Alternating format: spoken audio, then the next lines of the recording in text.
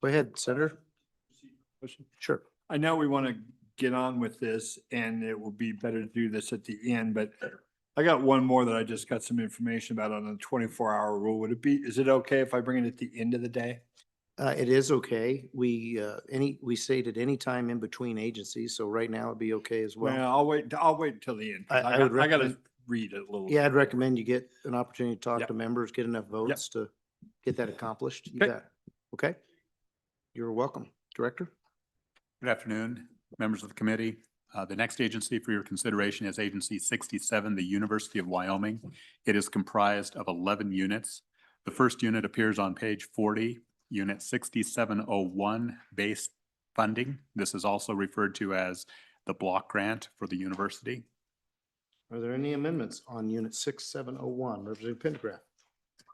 Thank you, Mr. Chairman. First global amendment would be to remove the governor's rec. The amount of $1,698,084 with the intent of defunding Wyoming Public Radio. All right, is there a second? Second by Representative Smith. Discussion? Seeing none, all those in favor? Mr. Chairman, Representative Sherwood? just again for the folks at home, if the bringer of that motion could give us some context on the reasoning, that would be much appreciated. Thank you. Representative Pendergraft? Thank you, Mr. Chairman, and thank you, Representative Sherwood, for allowing me the opportunity to speak on this. It's no secret that at the federal level, a similar thing has been done up there with the Trump administration in taking public funds away from so-called public media. They have removed the funds here within the state, and we're following suit. It is not the role of government. It is not the concept of government to have a media extension like a Pravda.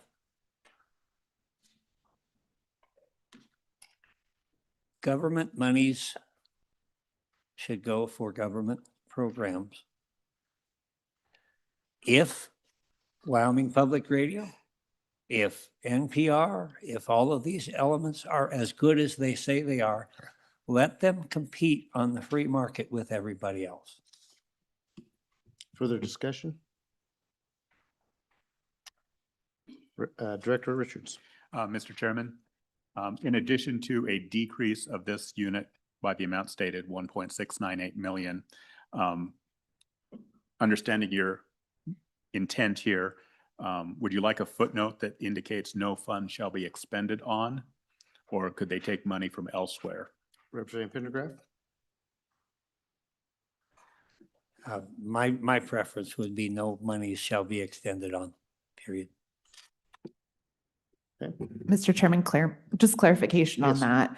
Are we saying that they are not able to use any state funds that pass through UW's block grant, but if they have private funds available to them, they can still access those? Representative Pendergraft? Thank you, Mr. Chairman. Certainly, private funds are available. I would like to see these entities succeed on their own privately. I just want to remove any state monies, any government monies from the package. Okay. I think we ran into something where other funds could include tuition. So you might want to think about that in your motion or your change to this funding. So just a thought. Any further discussion? Yes, Mr. Chairman. Senator Grew? Yeah, on and against. Once again, I understand the concept about using state dollars. But where you lose me is when you say things like Pravda. And let me explain why, because then it leaves the impression that what you're doing is you're against it because of what they're saying, not the fact that they're saying it. And that is a slippery slope. That was we go down. So today, we don't like public radio because of what public radio says, because we don't agree with it, because that's what we think they're saying something wrong or something. But where does it go? Where does it end from there? Where do we draw the line? What line are we going to move to next? And that's where, as far as I'm concerned, public radio is a place for a free exchange of public ideas, just like a university is. And we'll be talking about that a lot this afternoon, about stifling the free exchange of public ideas. And so we're starting right off the top with it. So I just wanted to say, this is what I'm for the free expression of public ideas. I am for freedom to express yourself and to do so in that open marketplace. And so I'm not so sure, I understand about the role of government part, but then when you say that, you lost me. So thank you, Mr. Chairman. Any further discussion? Seeing none, all those in favor of Representative Pendergraft's motion, please say aye. Aye. Those opposed? No. No, Motion carries. Are there any other amendments to Unit 6701? Representative Pendergraft. Thank you, Mr. Chair.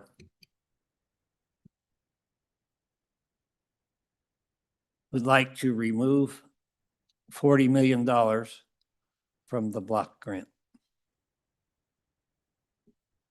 Okay, you want to give any specificity to that? I'm not sure what you mean by that question. Seconded by Haroldson. There's I'll discussion give- about what colleges or, Now that we've got a second, we'll go on with that. One of the things you've heard brought out by several of us is this concept of zero-based budgeting. And what that implies is that we don't just start with the way we've always done things. We take a step back and we prioritize. We only have so much money to operate. And I'm talking globally along all the state agencies and all the things that need to be accomplished. We have, among other things, the Wyoming Department of Transportation, which has for a long time been struggling with actually correctly fixing the roads and basically putting Band-Aids and been in survival mode. And I see that as a very critical role of government and something that needs to be done. Similarly, for the last 10 or 15 years, the University of Wyoming has enjoyed, I would describe it as some pretty splendid wealth. I've described many times walking around that campus and think the place is just gorgeous. And that's nice. That's a nice thing to have. But we also need roads. We need bridges. We need other things. And so, we talked for quite a while about the Department of Health this morning and about trying to fund the DD waivers. And so there's some, in my mind, there's some reshuffling of priorities where the state should actually be spending money. And when I look at the University of Wyoming, I think that that's a place where we could probably pull in the reins for a little while. I would state that I would like to have a footnote added to this, that $40 million be taken from each of the colleges in a fair and balanced manner, with the exception of the Department of Education and the Department of Agriculture, the College of Education and the College of Agriculture. okay, so we'll have you bring a motion for your footnote if your amendment passes. Thank you. Okay. Any further discussion? Senator Driscoll. Thank you. Really appreciate the comments. I'd like to ask the bringer how many hours he spent on UW with staff going through to figure out how to do this and what his thoughts are. We've made an incredible investment in our university. It's a state with a single university. We've made an incredible investment in it. And I can tell you, for me, I spent dozens of hours with staff. And I don't think anybody at the university thinks a $40 million cut is a wise thing to do or we'll let them operate in a normal fashion. And, you know, I'm not one, I don't run it, but this is a crippling amount. When you really look at it, this is a major, major move. This is the main university that educates our kids in Wyoming. They don't have three other choices like they do somewhere else. This is what we have.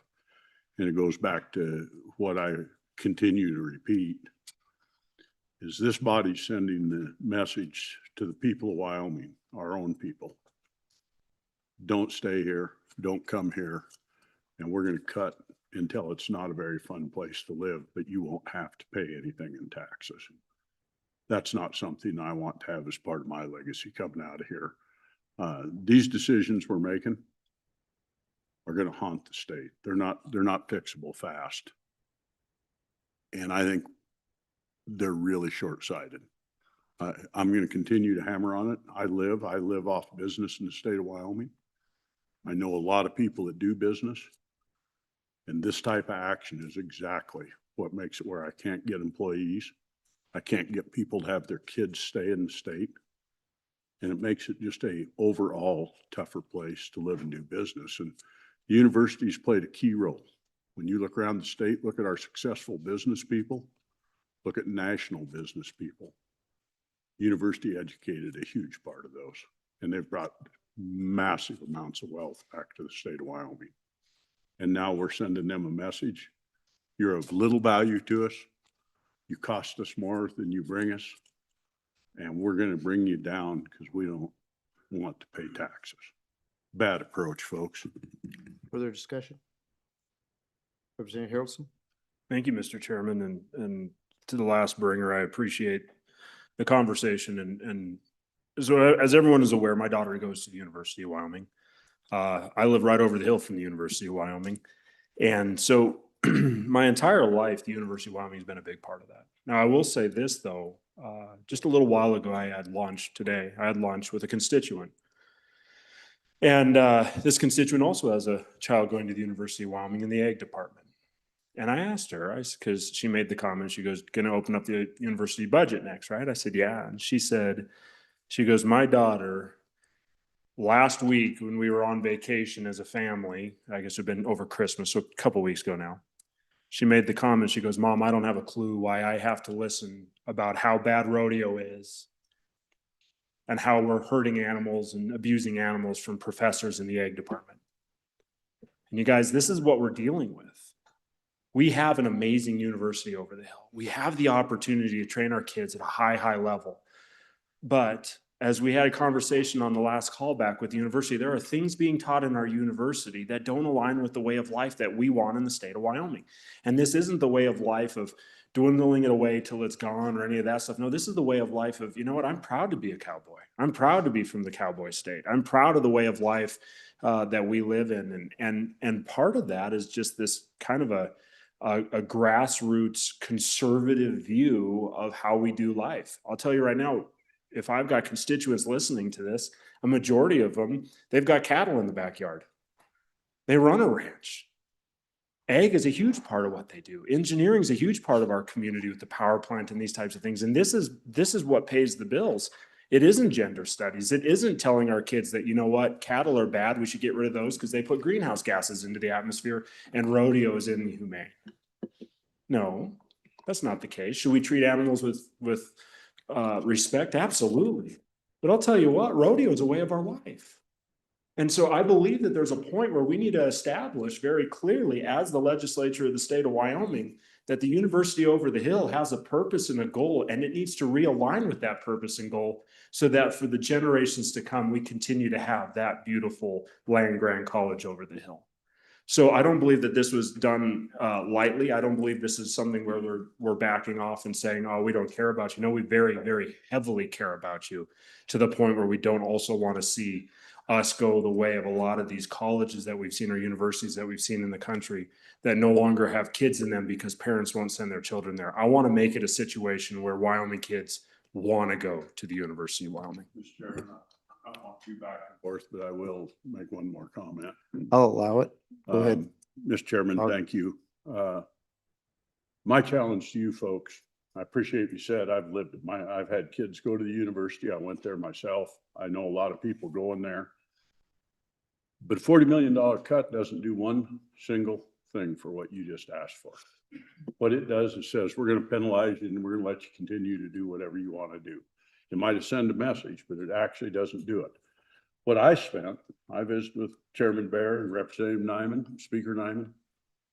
I made a half dozen trips to the university, visited with staff, talked to different areas, looked at how we selectively could enhance and send messages to make the university a little more conservative, make it line a little better. Never really got good acceptance on that. And now we're going to do just a knee jerk. And I've run a lot of businesses.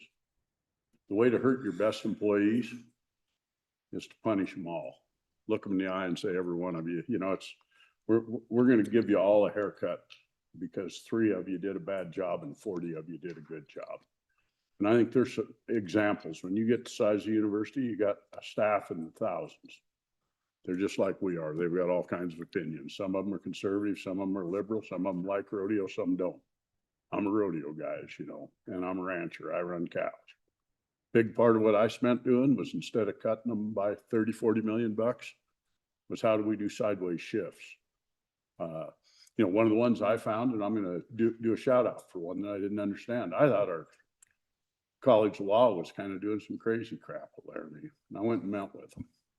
I found out it's one of the higher respected law universities around now, this area.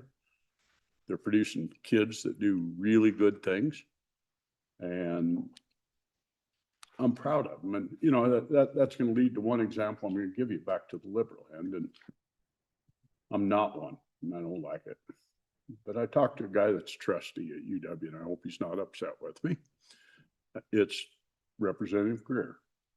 Called him when we were looking at doing this and said, what do you think? And he said, well, you might think hard about this. He said, when I was at the university, one of the professors that you tried to get rid of when you were a freshman here, which I did, he said, was one of the most liberal professors on ag that Laramie had seen for years. Hated cows, hated grazing. And he said, she taught me more about being a good lawyer defending the things you like than every other professor in my law school. And that's my admonition is, you know, my kids came home from school, told me how bad it was at Laramie. I bitched about it when I was there. Overall, I think the university does a great deal. If we're going to beat them up, folks, let's get a scalpel out. Let's find the stuff you don't like. And this is what big boys do. Cut out the stuff you don't like. You talked about some programs the other day. Selectively eliminate those programs. Now you've sent a message. But 40 million bucks, you protected my ag guys, which in the past they've took a pretty good hit on some of these cuts.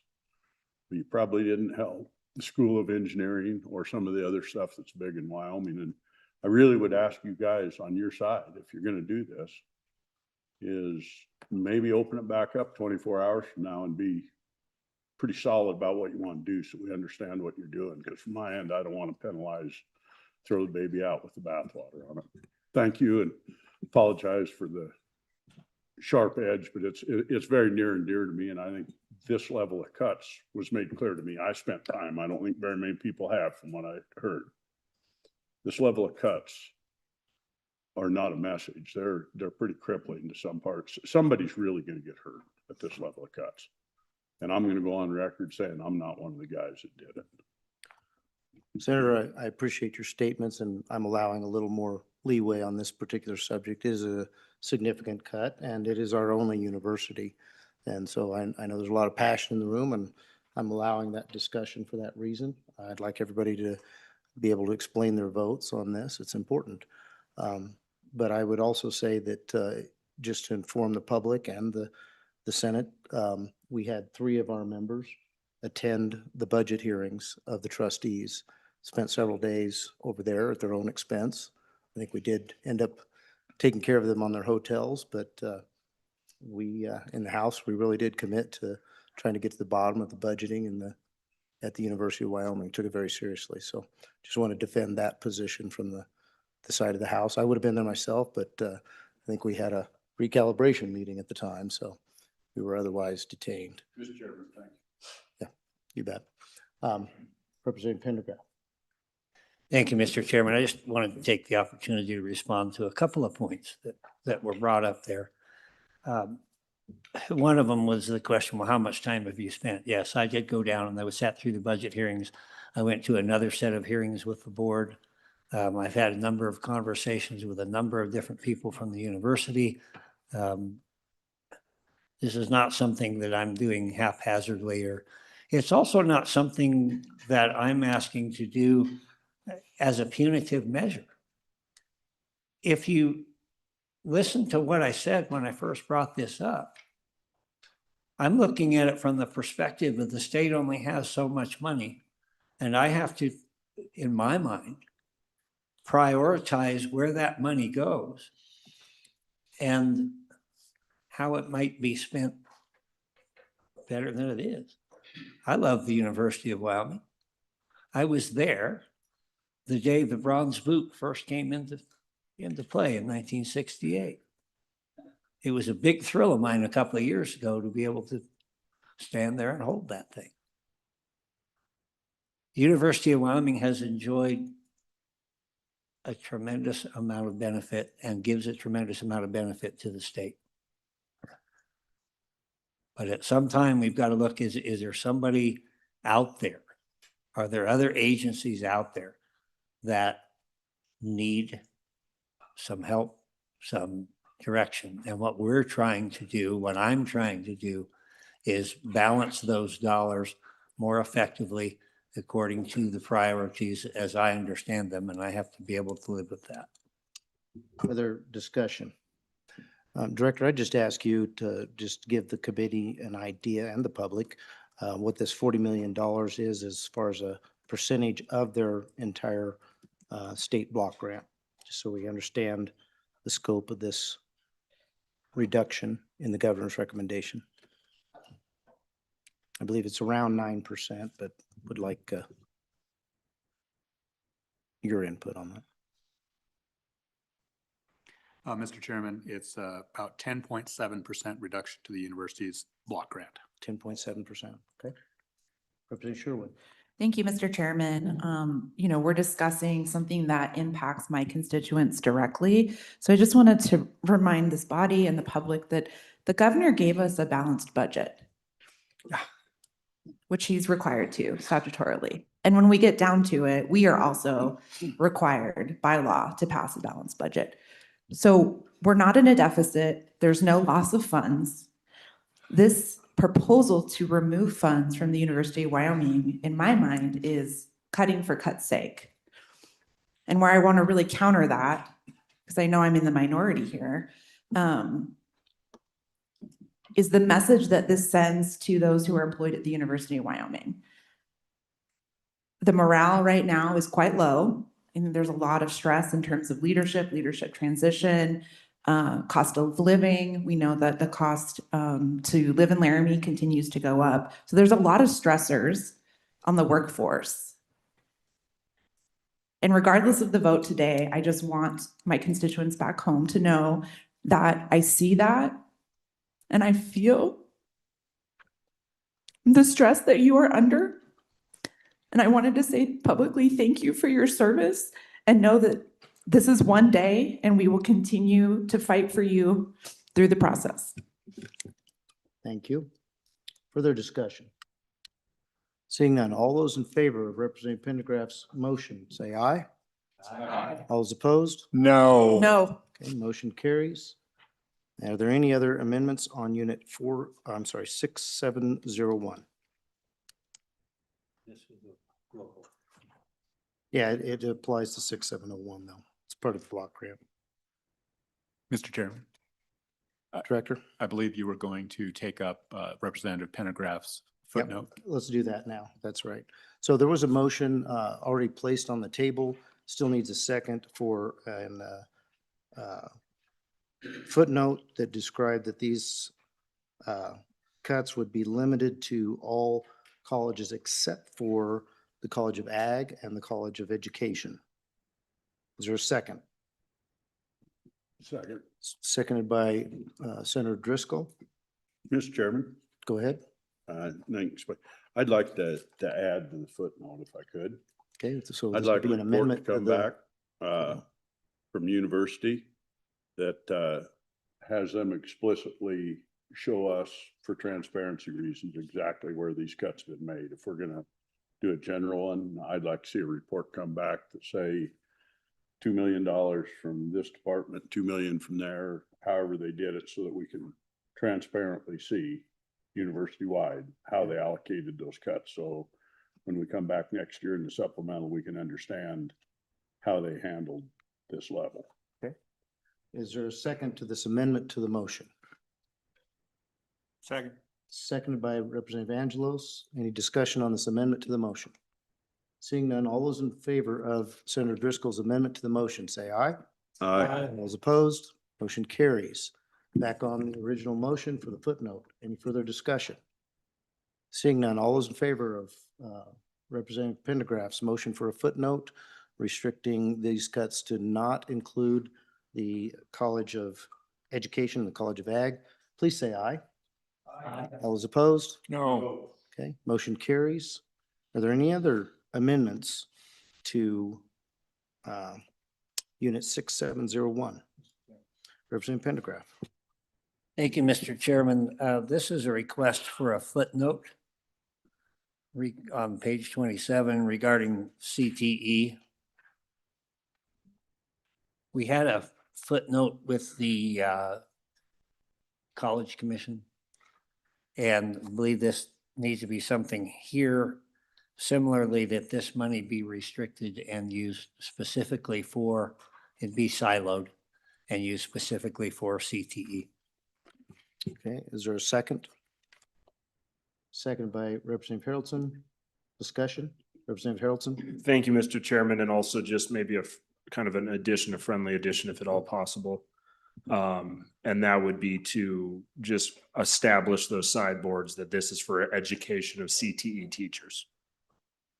Okay. Because I don't want it to be a deal where we don't want that creep, and both parties are 100% on board with this, but we don't want, we want our community colleges to have their lane, and that's to teach CTE, and we have the university that's there to teach the teachers of CTE. While we're adjusting this footnote, I would also remind the committee of my discussion with the department or the agency in regards to studying whether construction of, and these funds are for construction for CTE as well as new teachers and new equipment, that prior to beginning that construction, they study whether it would be more cost effective to build off campus or to go forward with the remodel. So if it's friendly to the committee, I'd like to make sure that that's explicit instruction is attached to these funds here, that they study which is most cost effective, either an off-campus construction of these facilities for these shops or a remodel. Is that a friendly? Without objection? Okay. Okay. So we have an amendment that includes both my comments and Representative Haroldson's, an amendment to the amendment. Is there a second for that amendment? Seconded by Smith. Discussion on that amendment? To the amendment. Seeing none, all those in favor of Representative Haroldson's amendment to the amendment, please say aye. All those opposed? All right, that carries. Back on the original amendment for a footnote, restricting these funds for CTE purposes. Is there any discussion? Seeing none, all those in favor of Representative Pendergraft's motion, say aye. Aye. All those opposed? Motion carries. Any other amendments to Unit 6701? Senator Driscoll. I'm not sure what unit I'm gonna have to ask either Elizabeth or Dawn. I'd like to add a required course for all students. How do I do that? Director? I think this would be the appropriate place. Okay, thank you. Okay, go ahead. Mr. Chairman, Senator. I would like to propose a mandatory 1-hour class to every freshman student or every incoming student at the University of Wyoming on land grant universities and the mission of land grant universities.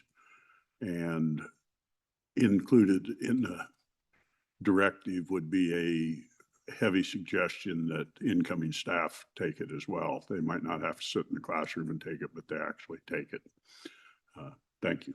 Maybe an online test or something like that. huh? Yeah, I'd like them all to know, for all of us, and I can tell you for me, when I came here, I thought I knew what a land grant university was and how it operated. And then as I read the Constitution and delved into it, I found out land grant universities really are way more sophisticated than the first blush is. So that's my thoughts. And by the way, I have talked to university on it. I did not catch kickback from administration or most of the people I talked to. That's good to Thank know. you. Appreciate you sharing that with the committee. I'll just ask the director, off the top of your head, is there any concerns in your mind of giving this kind of a stipulation to the university? Mr. Chairman, non-legal staff will run it by my colleagues. I think there are potentially some issues in the trustees' authority to establish the curriculum, and even maybe even further about what the legislature's role in establishing that curriculum is, but I don't want to speak for them. So they'll take a look at it and I can get back to you on February. So just a suggestion, Senator Driscoll, that we write it as a shall right now and Yeah, maybe- if it works. I believe the Constitution explicitly says that we can set curriculum and give direction. If I don't misread the Constitution, that's one portion that's in there, and the university says that we actually can tell them what to do. Kind of fun. I couldn't quite understand what you said there. The Constitution. Okay. Okay. So the senator feels like we have constitutional authority to do this. And I think we can go forward with that if there's a second. Let me get a second, first of all. Do I have a second on the senator's motion? Seconded by co-chairman Salazar. Further discussion. Representative Pendergraft. Thank you, Mr. Chairman. Just a question for the bringer. Is this intended to be an accredited class? Do the charges for the university, are they attached to that? Or how do you see that? Senator Driscoll. Mr. Chairman, thank you. Yeah, it would be a required 1-hour class, and so they're going to get credit for it. It's going to be, I don't know which area the school would go into, but a 1-hour class. I talked with staff about a 1-hour or 3-hour class, and they said, oh, 3 hours is way much, but a 1 hour's there. And we did this as we got into some of their deals years ago. That's part of how they got enrollment in a lot of these areas was if you do a required class, you can guarantee you're going to have hundreds of students in it. Okay. Follow up, go ahead. Representative Pendergraft. Thank you. Just for clarity in my own mind. And then if I'm a student and I take this required class and I get a credit hour, am I also paying for that credit hour? Senator Driscoll. Mr. Chairman, absolutely. Yeah, I think they charge for every hour you take. Doesn't really matter. Okay. Just putting a requirement on there. All right, further discussion. Representative Harrelson. Thank you, Mr. Chairman, not to throw any mud in this water, but it could be part of Saddle Up. Is another idea, in the fact that they have an entire course when they're freshmen coming into the university. The Saddle Up week is non-accredited. It's part of their training. It's basically, here you go, this is what college looks like. And they give them a lot of those kind of get your feet wet type classes, where they wouldn't have to pay for it and it wouldn't be accredited, but it is part of their required classes that they go through. So I'm not trying to throw mud in the water. I'm trying to get a little bit of a sense of that, but maybe it's something we can look into. Senator Mr. Driscoll. Chairman, I think that's very acceptable to me. I want them to be exposed to it. I'm not trying to do anything onerous. I think it's important if you show up here out of Virginia or out of country that you understand why the University of Wyoming's there and where it came from and what its mission and goals are. Because I do think it happens even with staff is for them to know what the mission and goals are, even though they've got it, would be helpful. Okay. Did you want to make an amendment to the amendment? Amendment to the footnote. Yes, Mr. Chairman, I would make an amendment to the footnote for this not to be an accredited class, but to be a requirement of the Saddle Up program. Okay, and that was already determined to be friendly. Is there a second? Second by Representative Smith. Discussion? Seeing none, all those in favor of Representative Harrelson's amendment to the footnote, please say aye. All those opposed, motion carries. Back on the footnote. Any further discussion about the footnote? Seeing none, all those in favor of Senator Driscoll's footnote, say aye. Aye. All those opposed, motion carries. Are there any other global or section 6701 amendments? Representative Pendergraft. Thank you, Mr. Chairman. On page 32, Critical Minerals Initiative, I would move to reduce the governor's rec 450,000. Okay, there's a motion. Do we have a second? Second by Representative Smith. Discussion? Representative Haroldson. Thank you, Mr. Chairman. Just wondering if the bringer of the amendment could give a little bit of a window of why 450 and what this looks like. Okay. Representative Pendergraft? Thank you, Mr. Chairman. When this request was made, it was 4.8 million.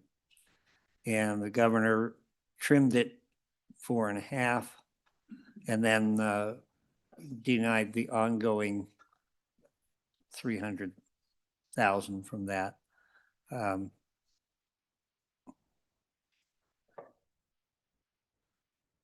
It's just a further trim. Further discussion?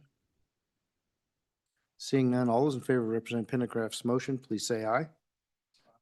All those opposed? No. Okay, motion carries. Are there any other motions, amendments to section 6701?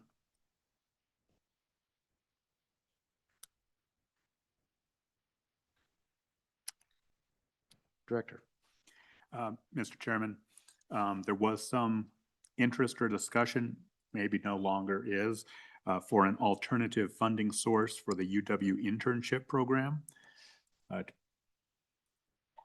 rather than general funds. Okay. Seeing no interest in that, I believe there's also some interest in providing an appropriation to the university for the cost of their external audit that was discussed on the high bay at their follow-up. Okay, is there any discussion or motion on external audit, funding that external audit for the high bay? Senator Grew. Thank you, Mr. Chairman. Yeah, I would like to, I guess, would that be a footnote, Don? Okay, And money.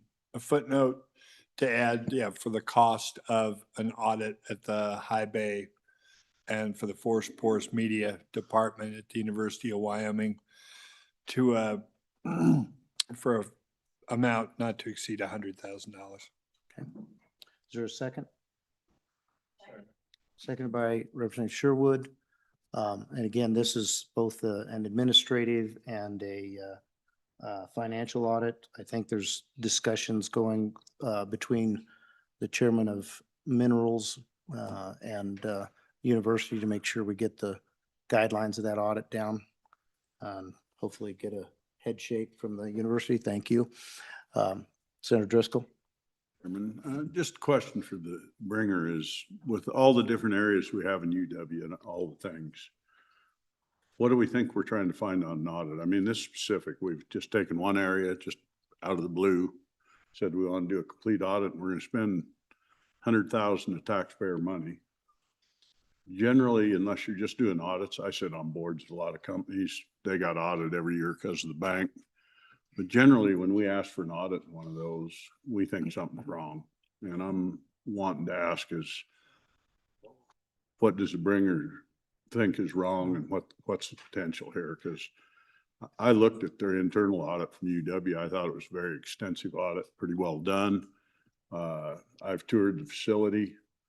I failed to see, after we cut $40 million, the value of spending $100,000 to make somebody feel better. If there's something there, let's go for it. But if not, I'm going to be opposed to it. And I think it's waste, fraud, and abuse, basically. I think we got an estimate from the university that it would be below $30,000, but I'll let Senator Grew respond and then I'll try to fill in some blanks as well. As the bringer, I'd be more than happy to. I do understand what your question and agree with its premise. You know, the high bay and the Force Media is been an incredibly successful program. Dr. Puri, who runs the program, is preeminent in the world in what he does. We did We did an audit, internal audit, just less than 4 years ago, and found nothing. But I have been told that in a meeting with some members of this committee and other members of the legislature, that an audit was called for. And so the reason why I asked for the footnote was because I absolutely, not only do I hold Dr. Perry in high regard, as I know we all do, that I don't think an audit's going to find anything. And I don't know for sure how much it's going to cost, but I look forward to this audit. I want this audit. I know Dr. Perry does. And so let's just say, I want to end this once and for all. If, this is, folks go over there and say, hey, you're doing something, there's something afoot here, and we want to do an audit, then let's do it and let's get it done. But yes, we've already cut 40 million and we're going to cut more, it looks like, if I look on my sheet, right? And so I just wanted to make sure that we didn't have to take this out of money that is going to be very scarce around the university. Okay, so I'm going to add a little bit of color to that. This is one area of the university that the legislature itself, as it is under the School of Energy Resources, but the legislature itself has stepped in and made this something of our purview directly, rather than being a formal, just a part of the university. So it is near and dear to this body, this particular school, and frankly, this particular laboratory. I believe the Senator Gru's comments about the professor that runs this program are probably accurate. One thing that we don't see, and there's been a clamor to try to get a handle on it, is oversight. So this audit would take a look at the administration of this laboratory and ensure there's proper oversight.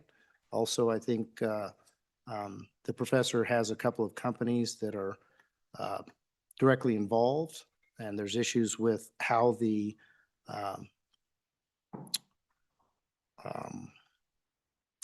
how any discoveries are credited, whether it's university gets credit for those or whether the professor does, that all those things would come out in an audit. Are we doing it the proper way? Are we doing things differently than how they should? And what would be a better model of oversight, if it's even necessary? I think that we're just trying to answer those questions rather than fly in the dark and think this could be better. Maybe it can't be better, but the audit should be able to tell us that. So hopefully, Senator Driscoll, that answers your question. Really, what I'm looking for is more of a, what's the better model of oversight? Senator Driscoll? Mr. Chairman, having gone through and looked at dozens of audits, if we were going to do that, would we not be further ahead, bring in a consulting firm to do it? Because that's really what companies do in that case, is bring, because an audit's usually there to look for something or to fix a structural problem that's procedural. If we're looking at a restructure, I would suggest that we do spend $100,000 and bring in a consulting firm that says, how can we make this organization more effective and bring more dollars or do a better job of what it does. But audits tend to be really bland. I mean, you read the things and they do things like find out what your security's like, find out how you open your mail and how you deposit your money in the bank and whether it's getting put in the right accounts. It generally doesn't tell you how to run the business, or if it's being run well, it just tells you whether they're breaking laws or rules. That's my take on them. And like I say, I look at probably 15 a year or better now. And I think that's exactly what the discussions between the members of Minerals Committee and the university have been. We'll make sure that we get those details into this footnote, but that it is expected to be an outside consultant that completes this audit. Mr. Chairman, if it was amicable, then I'd ask, rather than just being studied as an audit, it would be an audit or / consultant to look at operations. I think we can add that. An audit's an audit. I mean, if we're going to do an audit, you just hire an audit firm and you go audit. But if you're going to do a consultant, I'd just soon, if I'm going to spend that kind of money that I have to be justifiable for, I'd rather look at how can we make it better, not is something going on wrong? Because I'm a little with all of you. I've toured the facility a number of times. I've looked at their programs. I think it's a phenomenally well-run program. I think I'm very confident, I'll put it this way, an audit's not going to find or show anything significant, but a consultant might help. Senator Guru, is that friendly? Okay, Yes, Mr. Chairman. any further discussion? I don't think that needs to be an amendment to the footnote. We just want to make sure that it is, covers the discussion we had here. Okay. All right, any further discussion? Seeing none, all those in favor of Senator Guru's motion, please say aye. All those opposed? Okay, that carries. And are there any further amendments to Unit 6701, Representative Pendergraft?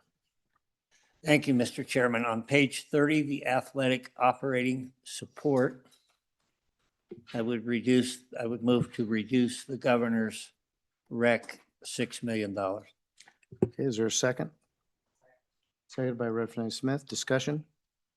Mr. Chairman? Senator Guru? Thank you, Mr. Chairman. On and against, and you can characterize what happened when we cut the block grant any way you feel. Personally, I feel it was crippling. But what this does, when you talk to folks at the Alumni Association, when you talk to the folks at the Endowment Fund, if you talk to the folks at the in the athletic department and trustees, what cutting this will do will have a chilling effect across the entire university in fundraising for academic programs, fundraising for athletic programs, fundraising for the university itself.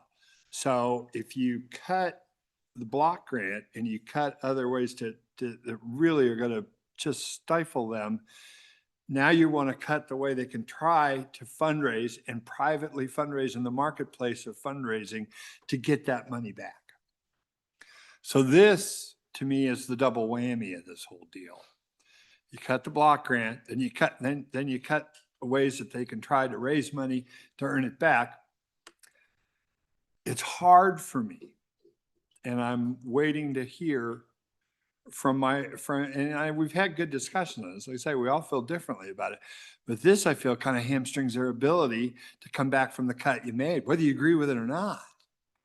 And so I'm having a real hard time understanding how this isn't going to be regarded as anything by the university, but very, very punitive. And so that's the dilemma I'm having. And so I'm on and against this amendment. Thank you, Mr. Representative Harrelson? Thank you, Mr. Chairman. I'm on and against as well on this one. A couple things. One, supplemental budget, $3 million was asked for this conversation. We have to back up and understand this conversation didn't start in Wyoming. This conversation isn't a deal where the university is saying, hey, we need a little extra money because we didn't do our job right, or we misunderstood how much money was going to take to do this. No, the reality is we had something handed down to us by the NCAA. We got stuck on this one. And we could have, there's a conversation. Should we be a D1 school or should we not be a D1 school? I'm going to tell you right now, not being a D1 school will have a ripple effect across the state. And you may not care. You may not go watch football. You may not go watch basketball, that type of stuff. But you guys, the reality is the University of Wyoming being a D1 school, it's the only thing we have. And my community, I mean, it's an exodus. If you want to go and see what Highway 34 looks like on game day, it's pretty impressive. And I would just challenge everyone here, you guys. I mean, we've definitely done some cuts to the university, but I think if we do this, I think it's definitely going to have a lasting effect beyond football and basketball. This is going to have a lasting effect to the people that come to the university to watch these games. Not trying to be mean, but people don't line up for D2 schools. They just don't do that, you guys. And again, it doesn't matter if you're football or not football, guys. This is kind of a fundamental, I believe this is kind of a gut hook to the school if we're not careful. And ultimately, there's a much bigger conversation of how do we become viable in the NCAA across the board, and what is that going to look like? And I think this is a buffer to give the university the opportunity to get a wisdom on how they're going to combat this, because there's money now in college sports, and I don't like it. I wish it wasn't the case, but it is the reality. And so I think in a way, this is a buffer to say, hey, let's give you some time. Let's give you a window.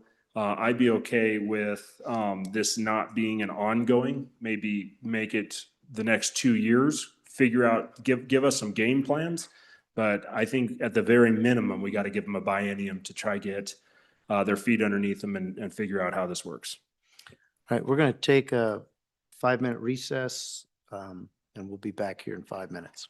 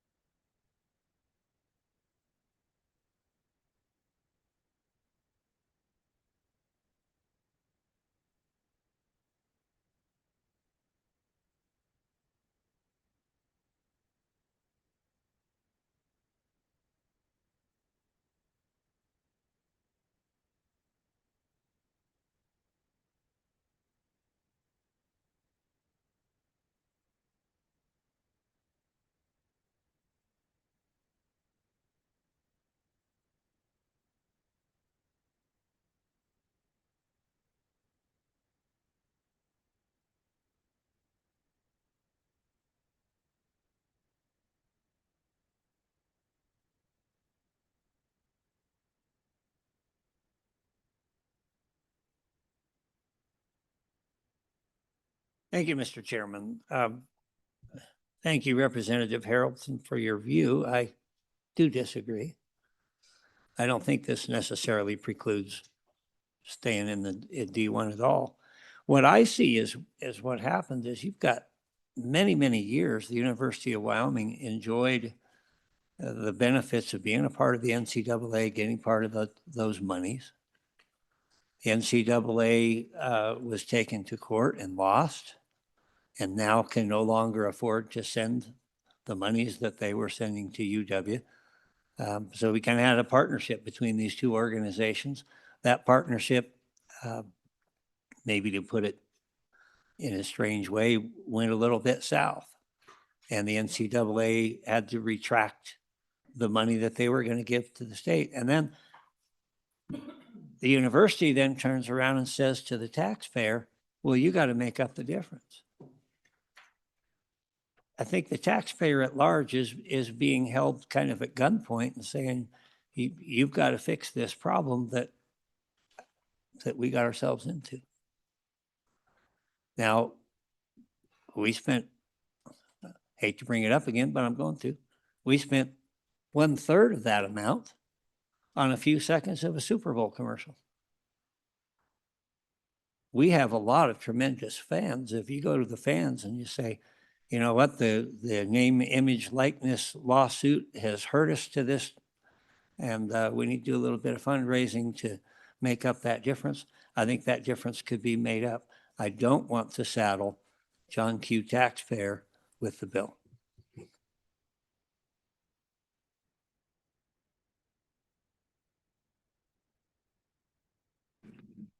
All those opposed? No. No. Motion carries. Are there any other amendments to Unit 6701? Representative Angelos. Thank you, Mr. Chairman.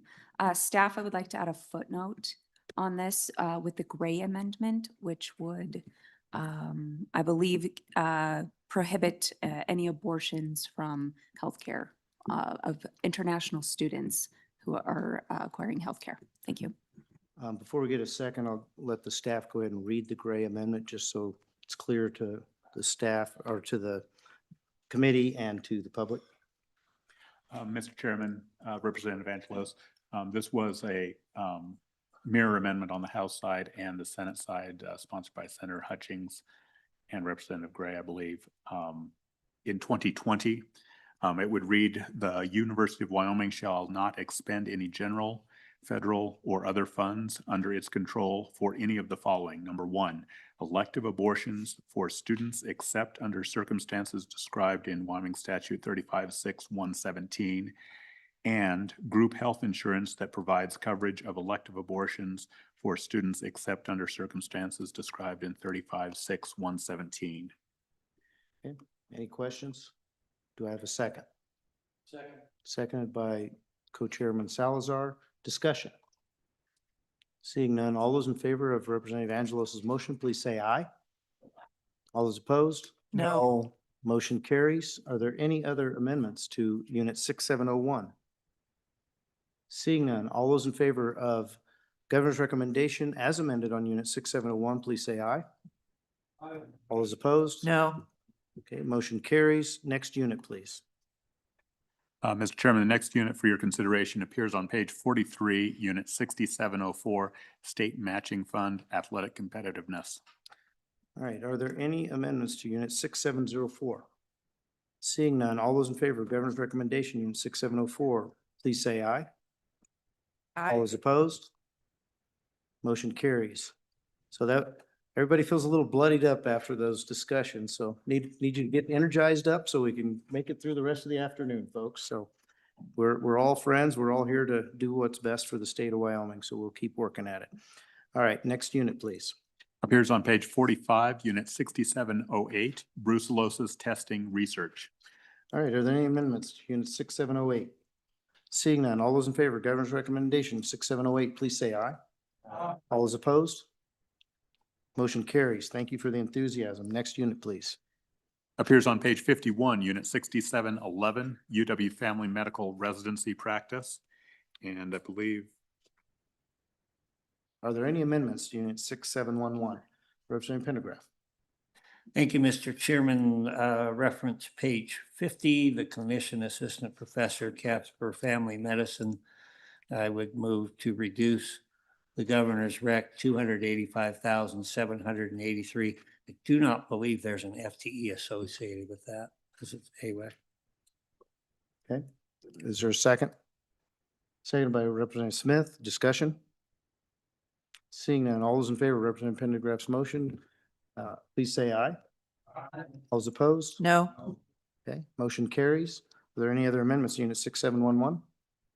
Seeing none, all those in favor of Governor's recommendation as amended, Unit 6711, please say aye. There we- Little weak, but okay.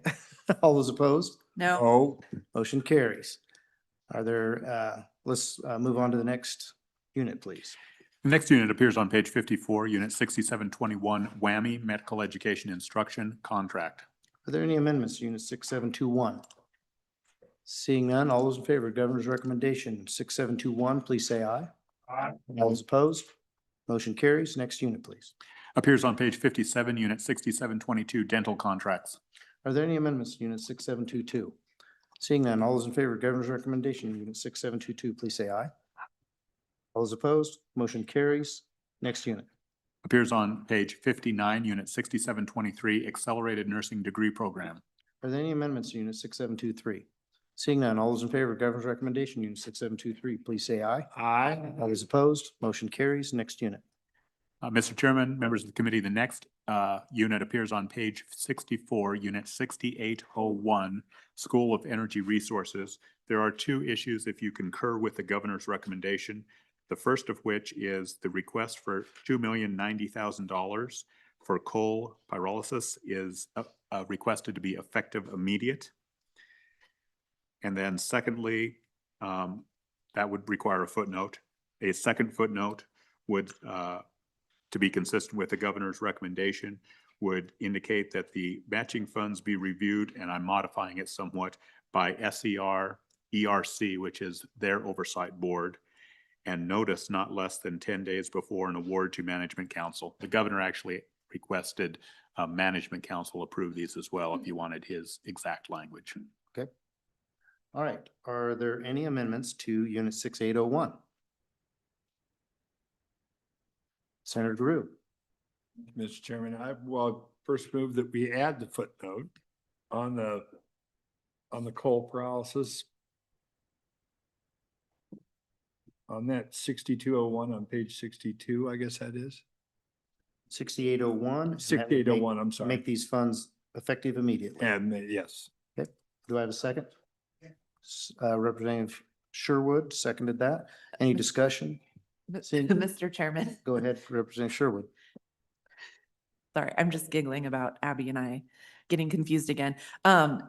Do we also need to add to that footnote? I apologize if I didn't hear that this needs to be effective immediately. Yes. Thank you.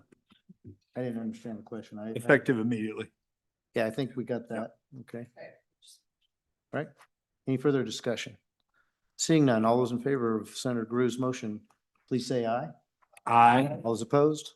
Motion carries for that footnote. Any other amendments or footnotes for section 6801? There was a request for a second footnote from the director. Senator Drew? So moved. The second one was on the state match dollars. Yes. And Mr. it was that was the part about having oversight, the oversight committee and the management council as well. Was that it? Mr. Chairman, and I don't mean Mr. Chairman, the agency, not the governor, indicated that the uses of matching funds be approved by the Energy Resource Council and the Legislative Management Council. That was their request. In the past, in order to avoid concerns with separation of powers, we have modified review and approval by Management Council to be noticed by Management Council. Okay. So moved. So moved. Do I have a second? Second by Representative Sherwood. Discussion? Seeing none, all those in favor of Senator Gru's motion, please say aye. Aye. All those opposed, motion carries. Any other amendments to Unit 6801? Seeing none, all those in favor of Governor's recommendation as amended, Unit 6801, please say aye. Aye. All those opposed? Seeing none, that is motion passed. Next unit, please. The next unit appears on page 67, Unit 6901, Tier 1 Engineering. Are there any amendments to Unit 6901? Just a reminder here, Director, there was no exception request on this. So what is the current funding for this, this program? Mr. Chairman, the base funding or standard budget is $18,584,000.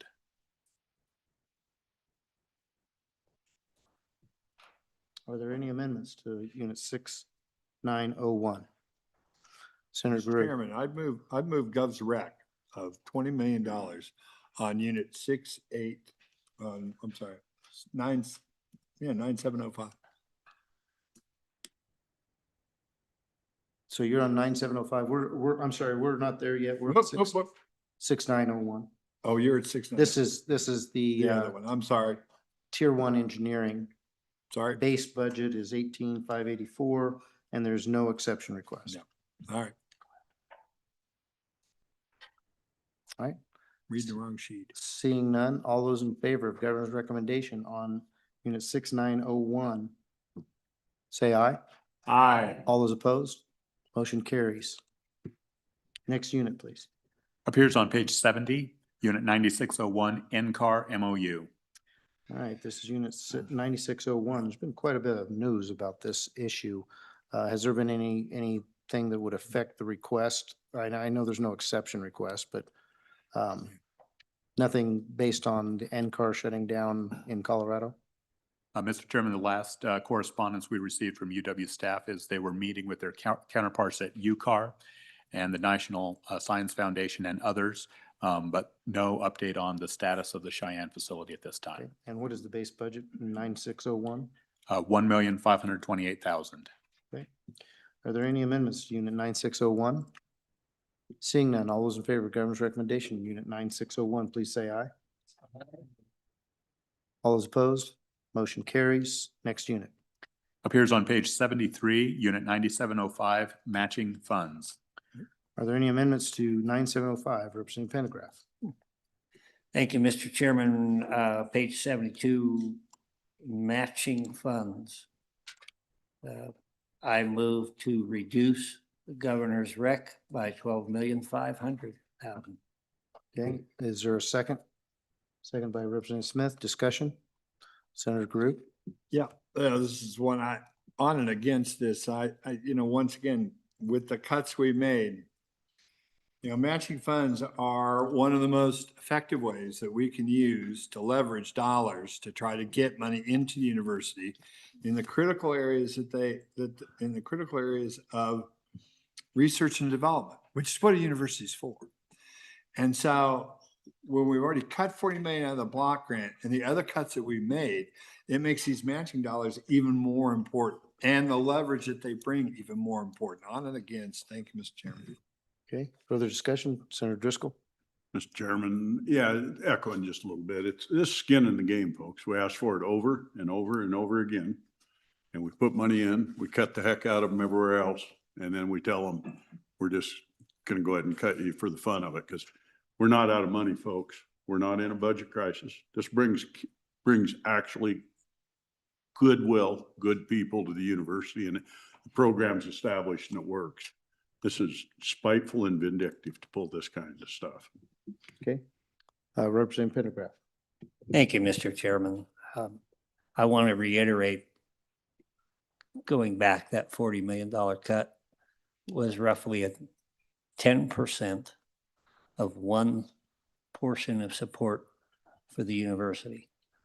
Now, I don't know, perhaps Mr. Richards, you could tell us what $40 million is in relationship to the entire incoming fund of how much the university operates off of. I would appreciate to know those numbers. But I think it is a mischaracterization to say cut the heck out of them for a 10% cut. Director, I'll give you a moment there to do some calculations. Further discussion? Okay, seeing none, we'll wait on the director's response. Please, Director.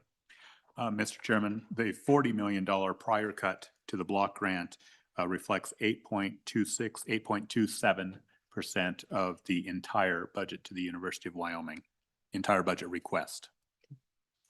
And I guess I would also ask this particular issue, I'd point out the original exception request was for 20 million. And Governor reduced that to 12.5, and we're with this motion taking it to 0. Director, can you tell us what is there a separate fund for where these matching funds would be contributing to, or is it just in general for the entire university? Well, Mr. Chairman, if you approve this motion, then the discussion is moot. But if you defeat this motion, the governor requested that 2.5 million of the 12.5 million be dedicated only to the College of Agriculture, Okay. and with discretion for the remaining 10. Okay. But no particular fund that like a foundation. Is this related to the foundation at all? Mr. Chairman, it is. Specifically, until the funds are matched, they are held with the state treasurer's office and invested at the state. Once those funds are matched, then they are transferred to the university, and the foundation is responsible for its investments. Okay, and the size of the foundation today? Mr. Chairman, I don't know exactly, but they're nearing $1 billion. I think it's about 900 million. 900 million. And what are the annual earnings off of that fund for the university? Mr. Chairman, I'd have to get back to you on that. Okay. We'll look forward to that information. Further discussion? Okay.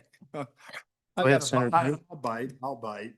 Okay, so how much is this, how much of the cuts that we made to the university so far, a total of the Wyoming state budget? Director? Mr. Chairman, action to date, you have reduced the university's budget by $48,333,000. If you adopt this, it will be $60,833,000, and that would reflect 12.58% of the total governor's rec. 12.5%. Go ahead, Senator. Well, it's like my dad always used to say, if you lose 12.8% of your leg, you're gonna walk funny. And I'm just, I point that out because it's just, yeah, that's what, in my book, that's what we call cripple. Thank you. Okay, further discussion? Seeing none, all those in favor of Representative Pendergraft's motion, please say aye. All those opposed? No. No, All right, let's see hands. All those in favor of Representative Pendergraft's motion? All those opposed?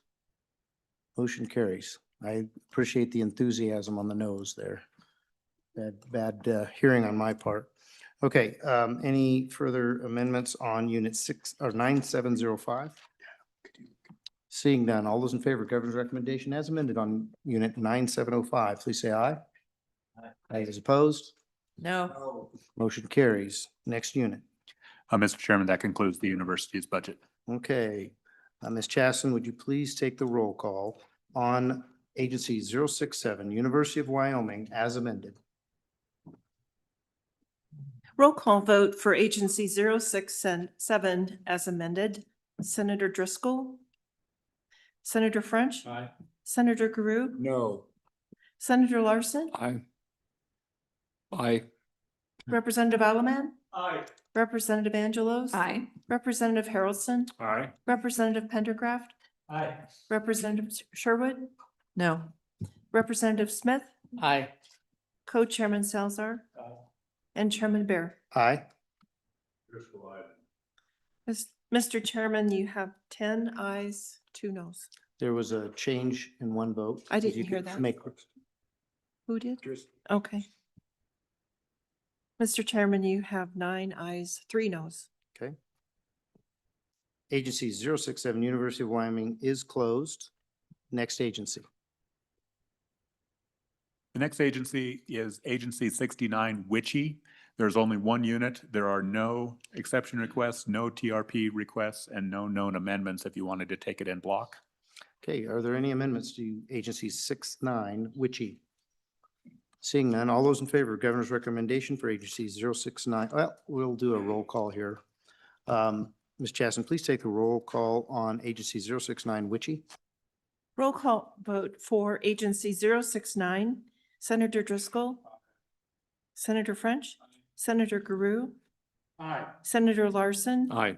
Representative Allemand, Representative Angelos. Aye. Representative Haroldson, Aye. Representative Pendergraft, Aye.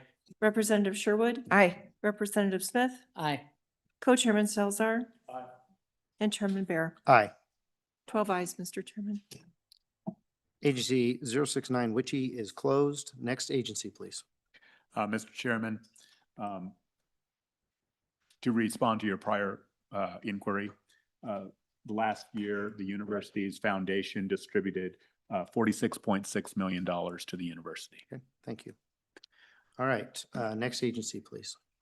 Mr. Chairman, the next agency is Agency 70, Enhanced Oil Recovery Commission. There are two units. The first unit appears on page 12, Unit 101, Commission and Support. And Mr. Chairman, Go ahead, Director. you'll recall during their presentation, they requested $900,000 of unspent, what I'll call old money from prior appropriation, be allowed to be carried forward until, I believe it was June 30th, 2028. Okay, and they were using those funds. They explained to us the use of those funds. Would you please share that with the committee? Mr. Chairman, they have been quite judicious in the expenditure of these funds. They are applying them to matching funds for their projects, not for administrative operations. Okay, all right. Are there any amendments to unit, I believe you said 101?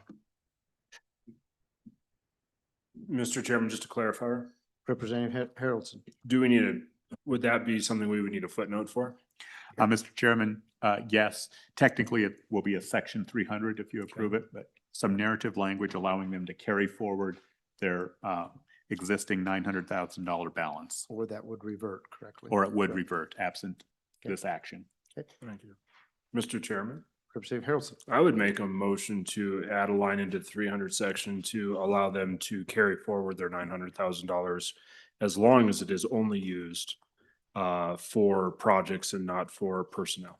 Okay, so a little bit of additional stipulation on there. Director, is there a second? Second by Senator Guru. Discussion? Seeing none, all those in favor of Representative Haroldson's motion for a footnote in section 101, please say aye. Aye. All those opposed, motion carries. Any other amendments to unit 101? Seeing none, all those in favor of Governor's recommendation as amended in unit 101, please say aye. All those opposed, motion carries. Next unit. Mr. Chairman, the next unit appears on page 17, the last unit of this agency, 201, Technical Outreach and Research. Are there any amendments on unit 201? Representative Allemand. Thank you, Mr. Chairman. On page 15, Mr. Chairman, I move governor's recommendation be reduced by $152,802 for office support and move government recommendation of $406,000 approved for one position for the technical team. Okay, do I have a second? Second by Representative Smith. Director, I see that there's no FTEs associated. Is this one of those agencies that we don't track the FTEs and the legislature does not approve or disapprove? Yes, Mr. Chairman, this is one of those agencies where FTEs are not tracked. Okay, so we don't need to take action on the FTEs. You do All not, right, sir. and just for clarification, I believe this is the secretary position? Yes. Yes. This is the secretary position? Okay. All right, is there any further discussion? Seeing none, all those in favor of Representative Allemand's motion, please say aye. All those opposed? No. Motion carries. Are there any other amendments to unit 201? Seeing none, all those in favor of governor's recommendation as amended, unit 201, please say aye. All those opposed? Motion carries. Ms. Chasson, would you please take the roll on agency 070, enhanced oil recovery as amended? Roll call vote for agency 070. Senator Driscoll. Aye. Senator French. Aye. Senator Giroux. Aye. Senator Larson. Aye. Representative Allemand. Representative Angelos. Aye. Representative Haroldson. Aye. Representative Pendergraft. Aye. Representative Sherwood. Aye. Representative Smith. Aye. Co-chairman Salzar. Aye. And Chairman Bear. Aye. Mr. Chairman, you have 12 ayes. Agency 070, enhanced oil recovery commission is closed. Director, the next agency, please. The next agency for the committee's consideration is Agency 72, Retirement System. It is comprised of 5 units, the first being on page 38, Unit 101, Administration. Okay. Are there any amendments to Unit 101? I'm sorry, we are on retirement system, right? Just make sure I'm on the right agency. Okay. Any amendments to Unit 101? Director, I'm going to ask you, there was a discussion with the retirement system about a prior footnote creating some restrictions, and they had a suggested footnote. Could you share with the committee that suggestion? Yes, Mr. Chairman. That is on the next unit. It appears on page 44. And the proposed language states the Wyoming Retirement Board, with the recommendation and approval of the Human Resources Division, may approve reclassification from investment analyst to senior investment analyst and investment officer. The board may approve compensation adjustments within these grades based on its assessment of an employee's education, certification, demonstrated performance, and potential for increased responsibility. While maximum compensation for these positions remains limited by Wyoming Statute 93406F, the board may reclassify positions to create any authorized mix of AWIN01, AWIN02, and AWIN03. Those being the aforementioned investment analyst, senior investment analyst, and investment officer. The agency's budget authority will be appropriated as necessary to accommodate these adjustments and reclassifications. Okay. And we're paying for these adjustments out of the earnings on the fund, correct? So committee, I just want to point out, I think, Director, you can correct me if I'm wrong, this would align this investment team much more closely with how we allow the treasurer's investment team to adjust pay for these investors. Is that a accurate statement or close to accurate? Mr. Chairman, I believe, well, I know that both agencies are under the same restrictions currently. Now, you have occasionally deviated. So in last session, in a separate bill, it was not the budget bill, you did allow for one senior investment officer. And because there was an allocation of a new position, someone within the agency was elevated to fill that new position. But currently, both sets of investment staff are limited by the same footnote. Okay, so it's identical with the way it is now. Without this change, it's identical between the two. Correct. Okay. All right. Can I hear the Senator motion Brewer? restated? The motion restated? There's no motion yet. Oh, okay. No motion at all. It's on the next unit, so I got a little bit ahead of myself. Oh, okay.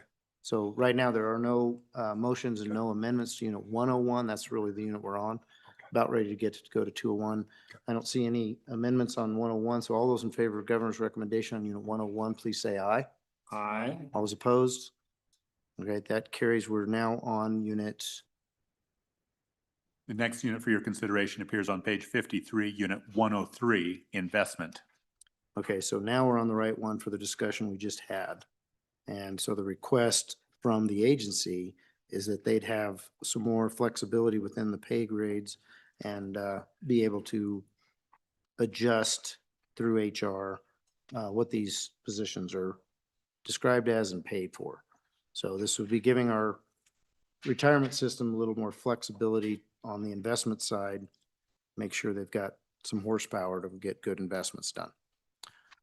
All right, is there a motion or an amendment? Okay, we're going to take a timeout. We'll recess for 5 minutes.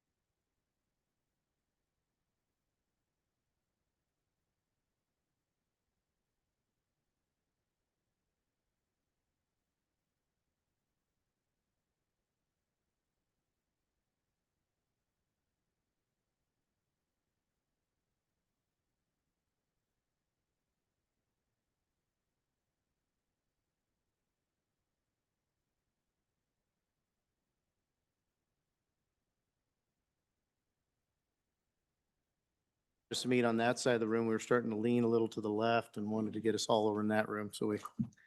Yeah. That's right, that's right. All right, now that we're back, are there any amendments on unit 103? Representative Haroldson. Thank you, Mr. Chairman. So I would move the proposed deleting of the current footnote on, this would be page 44, and inserting the new footnote that is in the context there, the Wyoming Retirement Board, so on and so forth. And that would open up that opportunity for that shift in the payouts with investing. Okay, is there a second? Second by Smith. Discussion? Mr. Chairman. Go ahead. We can insert it exactly as written. During their presentation, the committee commented about the perhaps no need for the last sentence there. They could do that by B11, but the appropriation isn't automatically increased. It's the B11. They're increasing their own appropriation. The legislature is not increasing it. Any interest in wordsmithing that with the same intent? Representative? Yes, Mr. Chairman, I believe that would probably be a good move to remove that last sentence. Is your friendly with this second? Still seconded. Okay, further discussion? All right, all those in favor of Representative Harrelson's motion, please say aye. Aye. All those opposed? Motion carried. Are there any other amendments on unit 103?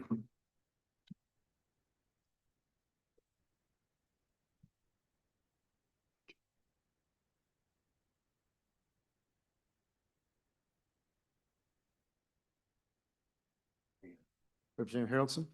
Thank you, Mr. Chairman. So I would ask at this time, in unit 103, page 43, to reduce the governor's rec of 408,789 by that amount. Is there a second? Seconded by Smith. Discussion? No discussion. All those in favor of Representative Harrelson's motion, please say aye. Aye. All those opposed? No. Motion carries. Any other amendments on unit 103? That was weird.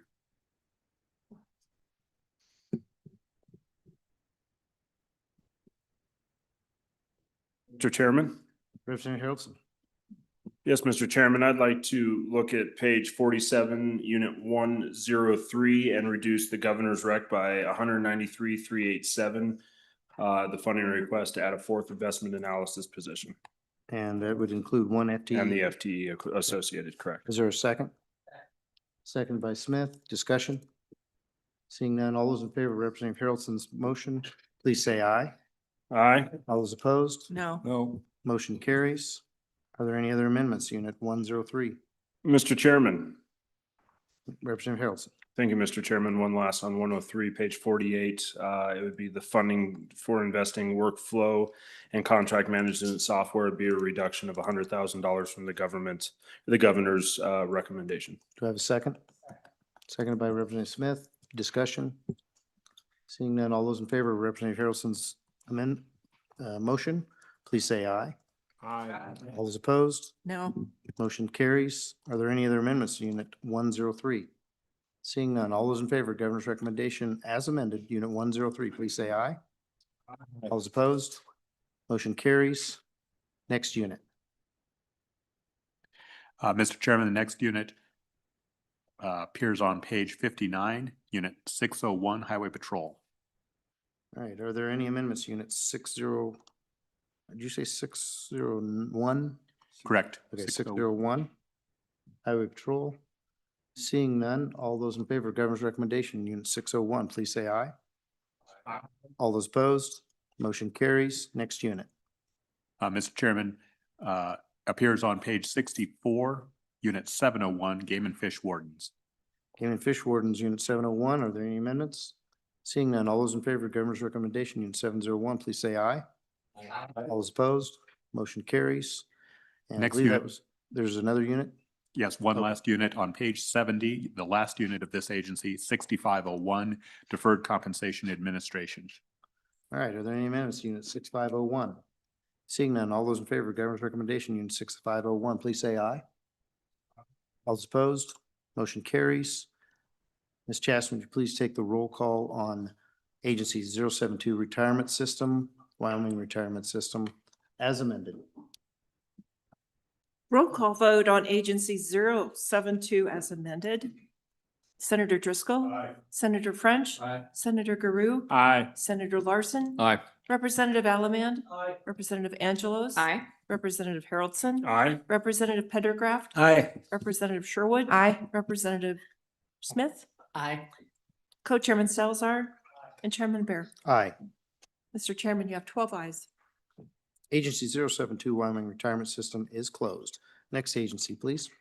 Next agency is 77 Enterprise Technology Services. It is comprised of 5 units. The first appears on page 37, Unit 1001, IT Services.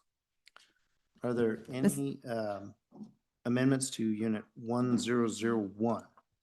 Mr. Chairman, Representative Sherwood.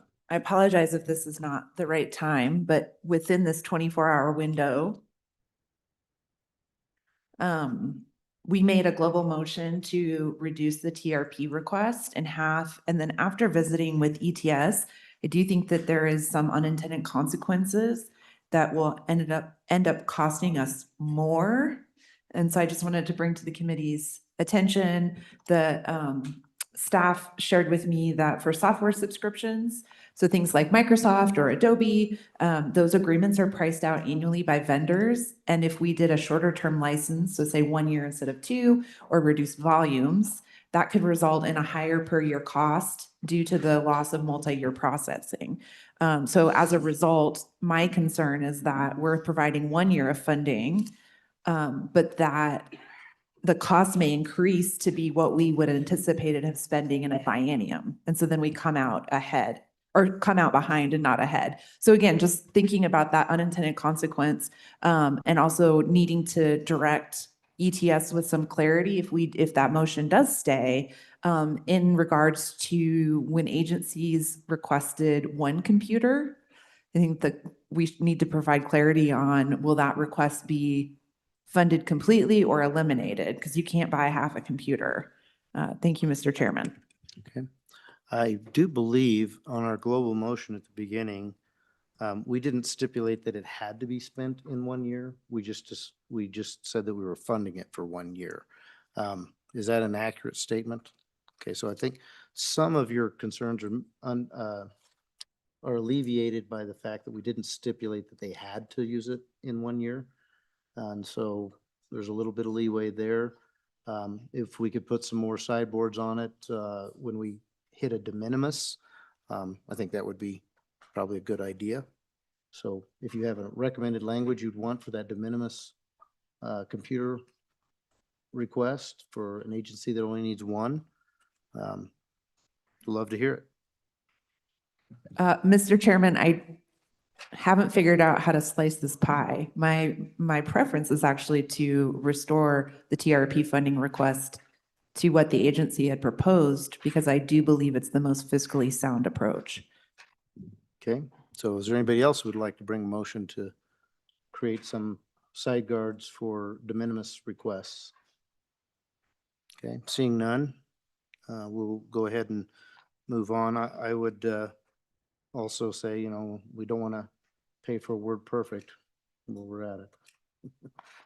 So Microsoft Word is much preferred. All right, any other global motions while we're here? Seeing none, we're back on Unit 1001. Are there any amendments to Unit 1001?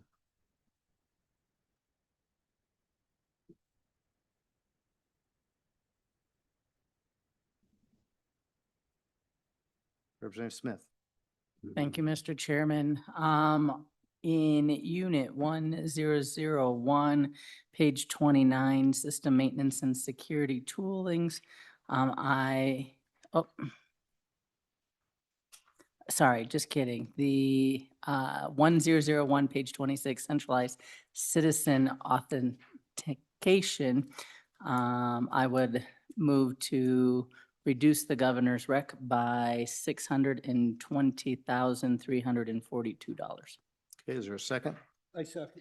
Second by Allemand. Discussion? Seeing none, all those in favor of Representative Smith's amendment, say aye. Aye. All those opposed? No. Motion carries. Are there any further amendments to Unit 1001? Mr. Chairman. Representative Smith? Thank you. On Unit 1001, page 32, Americans with Disabilities ADA Compliance. I move to reduce the governor's rec by $5,261,934. Mr. Chairman. Okay. Director Hibbert? Thank you for your consideration, Mr. Chairman. We're in a situation where we have a federal mandate. We have the grace, that mandate's already behind us. We've got the grace as long as we act in good faith that we'll meet the expectations. But this has a huge ramification on all the federal funds that we have. But I will say this is going to get cost allocated. And the federal government is going to pay their fair share. At the end of the day, special revenue and federal funds are going to pay their fair share. I'll make that guarantee. Okay. Maybe Representative Pendergraph. Thank you, Mr. Chairman. Directed at Director Hibbert. Do you see the potential for some grants to help us out fishing? Mr. Chairman, yes, we're actively doing that right now across the spectrum. I do believe that there is going to be some of that activity that takes place. So good point. Thank you. Just a suggestion to the bringer, maybe it'd be better to do a footnote so that should federal or special funds become available, that this would be removed, this approval would be removed. Go ahead and approve the money, but if those funds become available, remove the Thank you, approval. Mr. Chairman. I will withdraw the motion And would you like the footnote? and I would like the footnote. Okay. Director And Hibbert? reduced in kind as we capture. Okay. Reduce in kind as we capture. Senator Driscoll? Are these private grants or taxpayer grants that we're accepting? Mr. Chairman, right now, we're under a federal mandate to make the websites ADA compliant. And like I said, when we do this statewide cost allocation, the federal government, all of that will be in play. And then in specificity to Representative Smith, we are going to look for grant money wherever it happens to be, for whatever source, for whatever website is out there, whether it's an AG website or it's a Department of Health or Family Services. If we find a grant, we will reduce this in kind. Go ahead. Yeah, we're kind of showing a trend here that we don't want to accept grants from taxpayers. We just want private grants, and I was wanting clarification. Further discussion? Is there a second for the footnote? Representative Haroldson, second. So just to Senator- clarify, Mr. Senator Chairman, Clark. so now we're not cutting the $5,261,934. We're just inserting a footnote to talk about pursuing grants towards ADA compliance. Is that where we're at? Just wanna Mr. make sure. Chairman, Director Hibbert. along those lines, I would also be amenable to say cost allocate to the extent allowed under law, and then further reduce by any grant. Okay. Director Richards, you get that? Okay, great. And do I have a second? I have a second from Haroldson. Any further discussion? Seeing none, all those in favor of Representative Smith's motion for a footnote to cost allocate and try to have the federal government who's creating this mandate take care of these funds, say aye. Aye. All those opposed? Same sign. That is passed. And are there any other amendments to Unit 1001?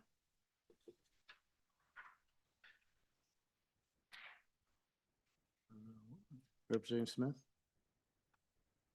Sure, thank you, Mr. Chairman. In Unit 1001, page 33, Enterprise Platform, I move to reduce the governor's rec by $3,374,403. Is there a second?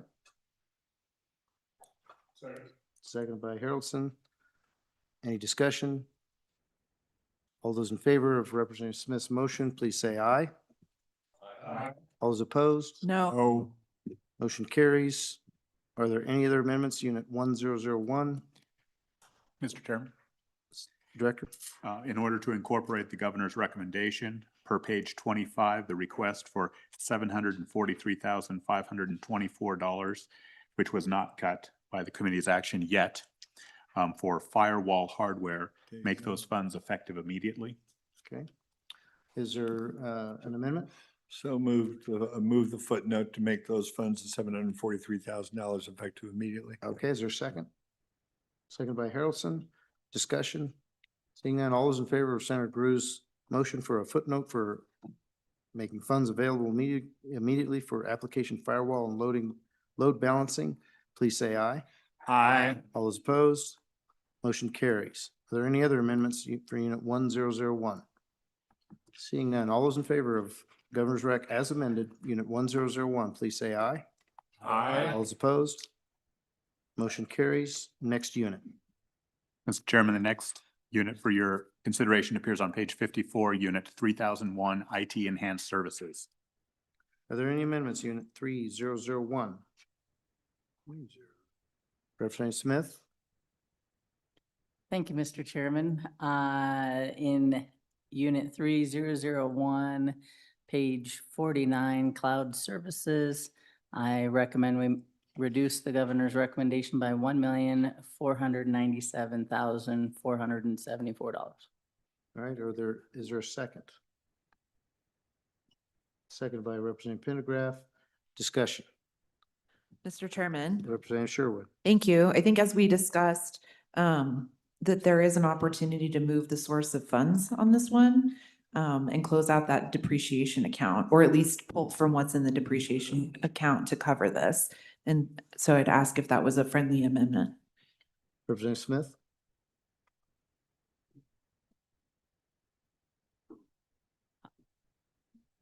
I'm fine. So you're okay with that? That's friendly amendment? Sure. Okay. Is there a second on the friendly amendment? Second. Second by Senator Drew. Discussion on the amendment to the amendment. Mr. Chairman, and I apologize, I don't have the balance of that depreciation account in front of me. Maybe it's on the sticky note. If I could ask staff to assist me, I believe this is Fund 448. Yes, Mr. Chairman, Representative Sherwood, the balance is $621,545. 621,545. So I think the amendment the original amendment will have to be changed to be that amount, but we can do that when we get to it. So we're still on the amendment to the amendment. Further discussion?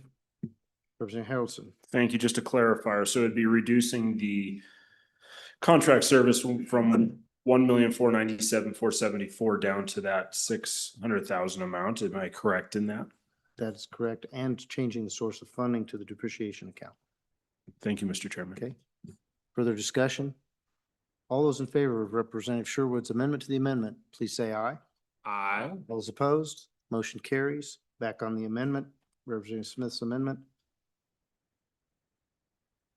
Let's make an adjustment to your amendment based on the prior discussion. Any questions? Without objection, we'll make that change. All right. Director Richards, are you with us on that? Okay. Any further discussion? Seeing none, all those in favor of Representative Smith's amendment, say aye. Aye. All those opposed, motion carries. Are there any other amendments to Unit 3001? Representative Smith. Thank you, Mr. Chairman.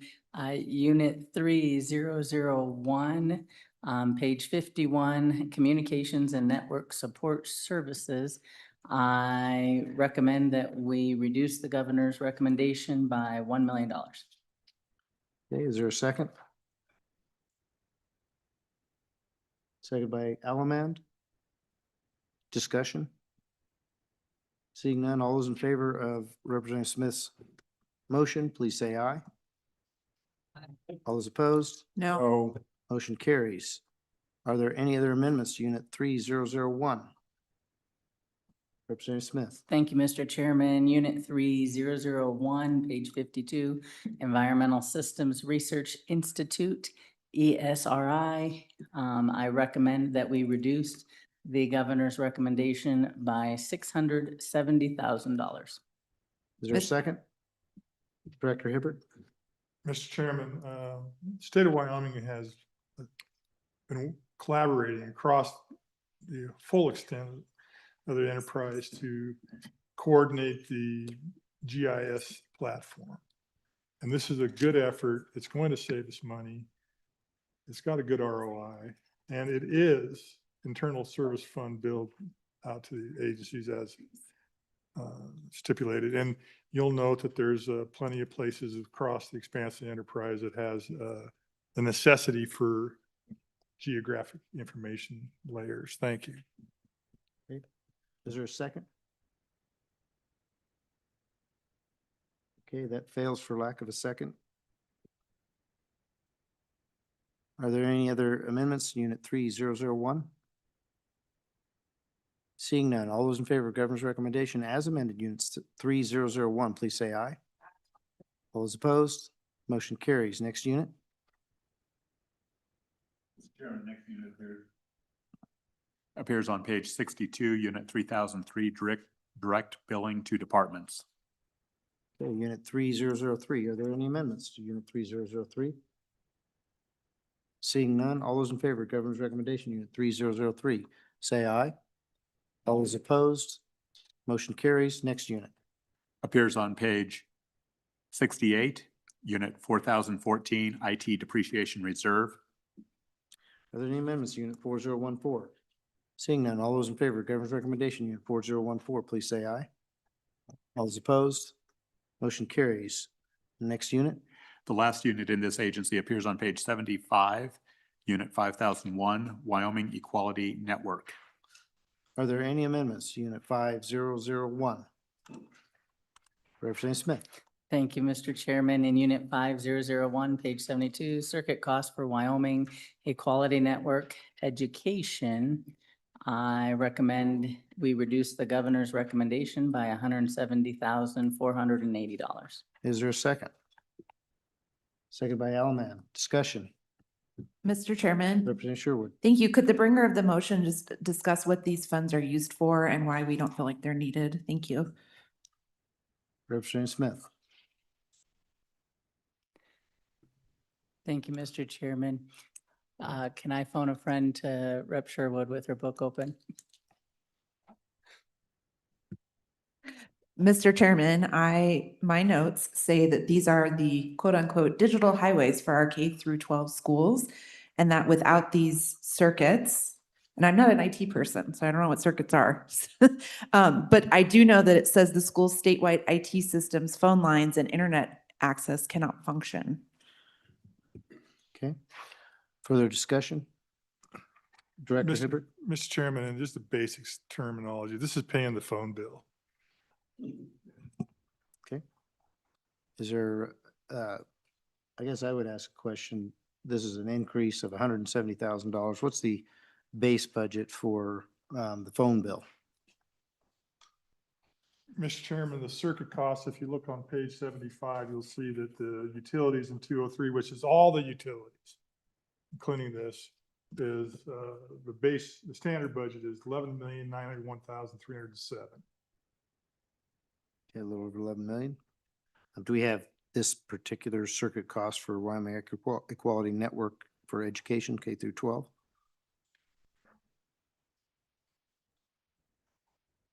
Director Richards? Mr. Chairman, I believe that is the 11.9 million. So So they're that- asking for a $170,000 increase to the 11.9. Okay, 11.9, almost $12 million. Okay. Mr. Chairman, Representative Sherwood? my understanding is this is another one of those scary eye things, the inflation word, that the providers have increased the cost of this service. Okay. Further discussion? Seeing none, all those in favor of Representative Scott's motion, please say aye. All those opposed? No. Okay, let's see, show of hands, all those for the motion, raise your hands. All those opposed?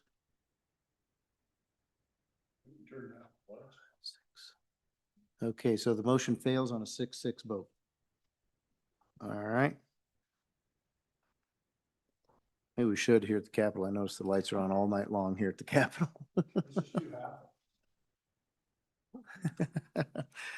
Do you want to make a motion? They can answer the calls, this can't. All right. Are there any other amendments on Unit 5001? Seeing none, all those in favor of governor's recommendation on Unit 5001, please say aye. Aye. All those opposed? Motion carries. And that was the last one for the agency.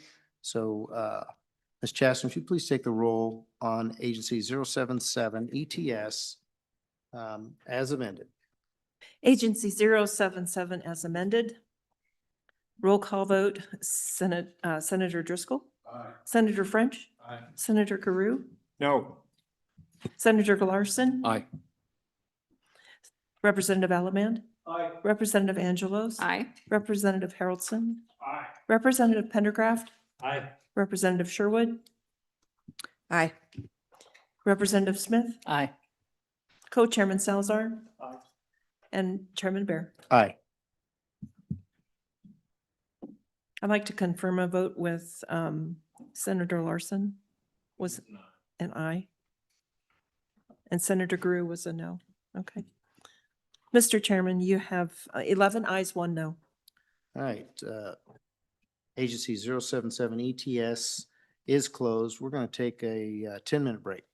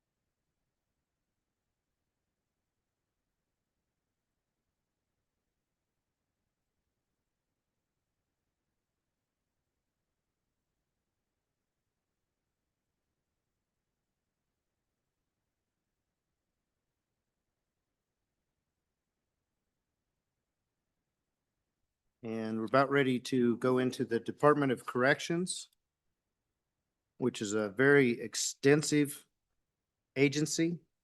And I'm gonna ask for some leave of the committee, and I'll explain to the public as well. We have 7 technical corrections that we'd like to make. We'll go through those one at a time. But of the 90 units, there are no anticipated amendments to the governor's recommendation. So without objection from the committee, we'll do that in one block vote for the entire department. So I'll want to hear objections now if anybody has an amendment, so we can make sure we get that taken care of. We have one House member that's not at his chair. I don't believe he's mentioned anything to me. So seeing no objection, Director, please take us into the Department of Corrections. Good afternoon, committee. Agency 80, the Department of Corrections, has 90 divisions. However, there are no known amendments from the governor's recommendation.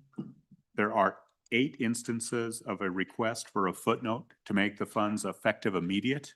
The first one appears on page 40 for inmate housing, unit 1112, in the amount of $9,312,374. Mr. All Chairman. right, are there any amendments, Senator Groove? So moved on the first one and on the housing to move the footnote request of the governor for immediate funding. Okay, for immediate funding. Is there a second? Seconded by Pendergraph. Discussion. All those in favor of Senator Grew's motion, please say aye. Aye. Those opposed, motion carries. Next footnote request. Yes, the next footnote request appears on page 44. The request to make $436 effective immediate. All right, so moved by Senator Grew. Yep, so moved. Seconded by Senator Larson. Discussion. Seeing none, all those in favor of Senator Grew's motion, please say aye. All those opposed, motion carries. That'll be effective immediately. Next requested motion, please. Appears on page 112, unit 3037, secure treatment facility. A request to make $779,414 effective immediate. Mr. Chairman, Senator Grew. move that we add a footnote for the 779, what, 424? 414. 414, for that amount to be effective immediately as Is per there the a second? request of the governor. Is there a second? Seconded by Representative Angelos. All right, any discussion? All those in favor of Senator Grew's motion, say aye. Aye. All those opposed, motion carries. Senator Larson. I see on that page, 130,334 will be one time, so we'll accept that as a, when we vote on everything? Okay, just wanted to make sure.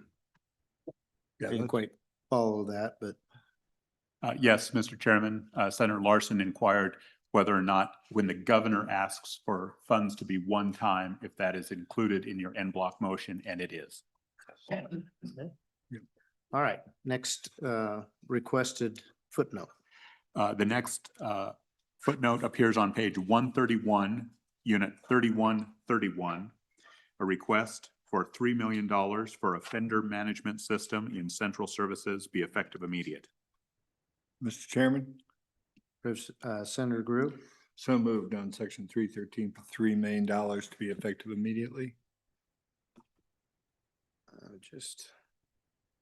So that has to have some other, okay, so that's probably some of the base budget is being made effective immediately? Because I'm not seeing exception requests totaling up to 3 million. I Mr. guess Chairman, there's 12 million in offender management system. Mr. Chairman, on page 126 of the budget request, the governor's recommendation is for $12.25 million one time, and he is recommending that 3 million of that 12.25 million be effective immediately. Okay, now I see it. All right, is there a second?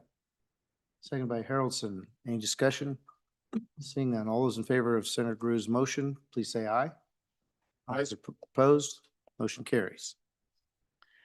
The next item appears on page 153, Unit 3212, Adult Community Corrections, a request to make $1,415,144 effective immediately. Mr. Chairman, so moved. Senator Gru's motion. Do I have a second? Second by Pendergraph. Discussion. Seeing none, all those in favor of Senator Gru's motion, please say aye.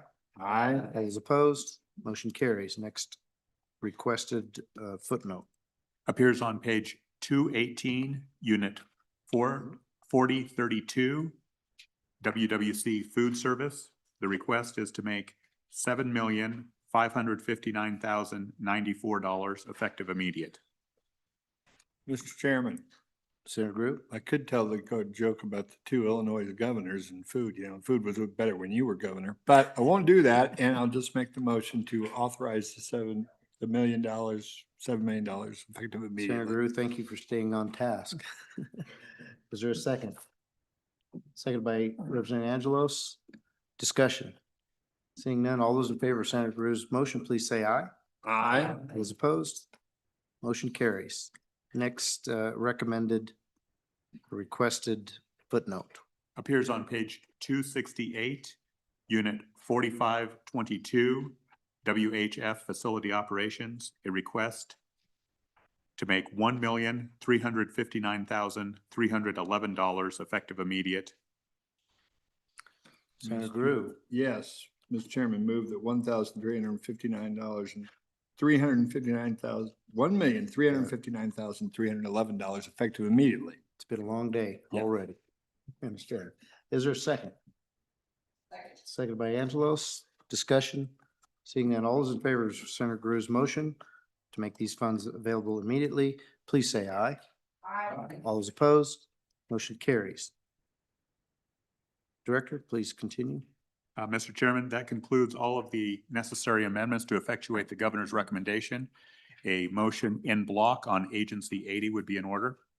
All right, before I do that, I just want to make sure we have no, the committee has an opportunity to make any motions for amendments. Seeing none. Ms. Chasten, please take the roll call on Agency 080, Department of Corrections. Agency 080. Senator Driscoll. Senator French. Aye. Senator Guru. Aye. Senator Larson. Aye. Representative Alaman. Representative Angelos. Aye. Representative Harrelson. Aye. Representative Pendergraft. Aye. Representative Sherwood. Aye. Representative Smith. Aye. Co-Chairman Salzar. And Chairman Bear. Aye. Mr. Chairman, you have 12 ayes. 12 aye, all right. Agency 080, Department of Corrections is closed. Director, please take us to the next agency. The next agency before you is Agency 81, the Board of Parole. There are no exception requests, no TRP requests, and no known amendments. All right. Again, I would ask leave of the committee without objection that we would go ahead and vote on this without an amendment. Senator Gru? Just one comment, Mr. Chairman, and I know Representative Pendergraph has been talking a bit over the last few days about zero-based budgeting, and want to make sure that I remind him that did talk to the director of that division, and just as kind of a test run, that she's agreed to work on that in their next budget, just as kind of something that we can kind of work on and take a look at. Anyone who wants to, the zero-based budgeting plan with an eye towards just seeing how it all works and how it fits in one department. She's agreed to do it. And so just wanted to let everybody know that I'm going to give that a whirl. So thank you, Mr. Chairman. Mr. Chairman. Director Hibbert?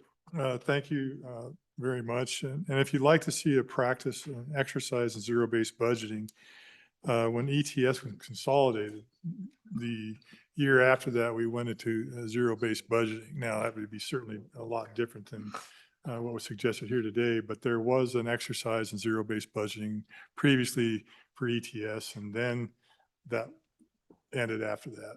It was just really complicated. Thank you for that. All right. Thank you, Senator Gru. Okay, without objection, Seeing none, we'll go ahead and take a roll call vote on Agency 81 Board of Parole. Ms. Chasson, please take the roll. Roll call vote for Agency 081. Senator Driscoll. Aye. Senator French. Senator Garu. Aye. Senator Larson. Aye. Representative Allemand. Representative Angelos. Aye. Representative Haroldson. Aye. Representative Pendergraft. Aye. Representative Sherwood. Representative Smith. Aye. Co-Chairman Salzar. Aye. And Chairman Bear. Aye. Mr. Chairman, you have 12 ayes. Agency 081 Board of Parole is closed. Director, please take us to the next agency.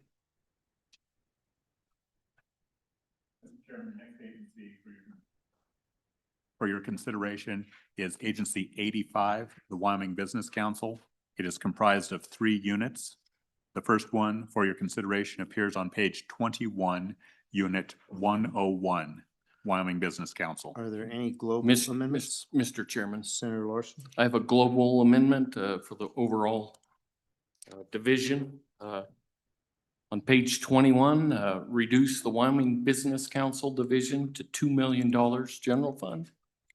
Page So- 53, reduce all appropriations in the Economic Diversification Division to $0. Page 59, reduce all appropriations in the Investment Ready Communities Division to $0. And add a footnote clarifying $2 million will be used only by the Budget Department to administer previous and remaining grants and loans and include 2 FTE positions. So we would transfer 2 FTEs to the Budget Department and $2 million of the funds that are currently housed here. And is there a second? Seconded by Representative Smith. Director, what is the actual reduction that we've calculated to go down to 2 million?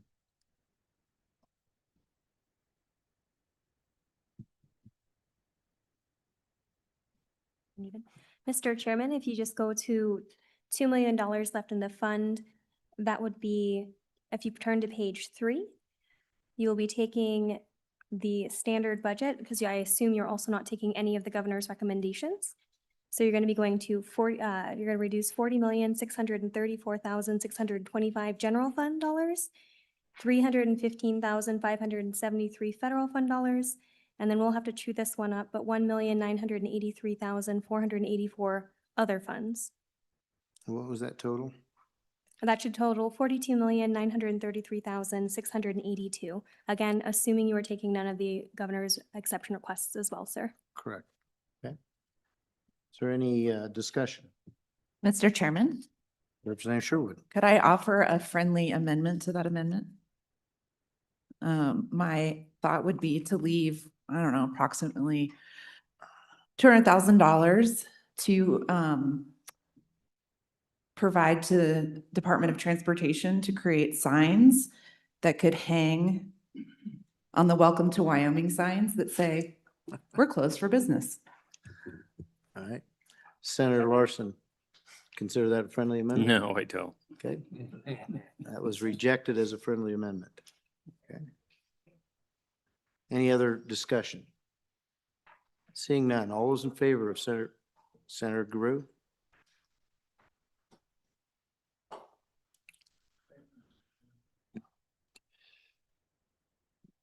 I think we all, over the last couple of years, well, I guess I'll go back farther.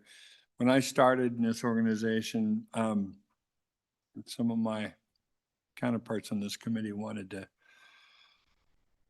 cut funding severely for the Business Council. And I kind of fought it. And then I kind of went with it for a while, and we did a reset and reconstituted the organization, got some new direction, and started over again. And now it seems here we are back again. And while a reset may be necessary, and I too have some questions about some of the actions taken, what this motion does, and I'm I know everybody knows it, but I am going to say it for folks listening at home who may not have their budget books open in front of them. This is a total defending of the organization. No doubt about it. And then I know there's subsequent legislation coming to really end it. And once again, as we've been saying a lot, I think we have to look carefully beyond the wave of the moment in the, frankly, bloodlust of cutting budgets for cutting's sake, of what the overall ramifications. A representative from Albany County made a motion somewhat tongue-in-cheek, but not really, as far as I'm concerned. Not really at all. You know, today I think with and I'm on and against this vote.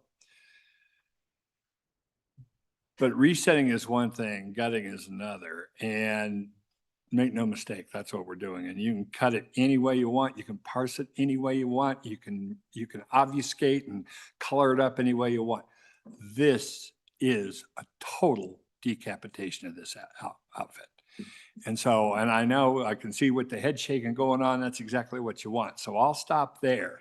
But I want to know, I'm against this. This is a bad move. My constituents, the taxpayers in my district, do not want this motion to pass.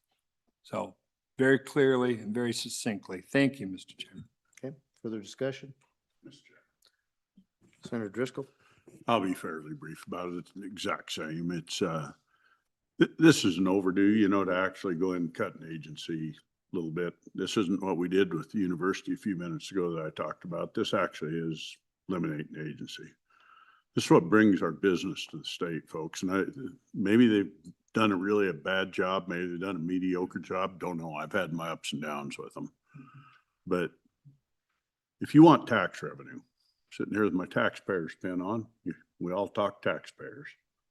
You want a tax base in Wyoming? You get it by saying you're open for business. You want business to come here.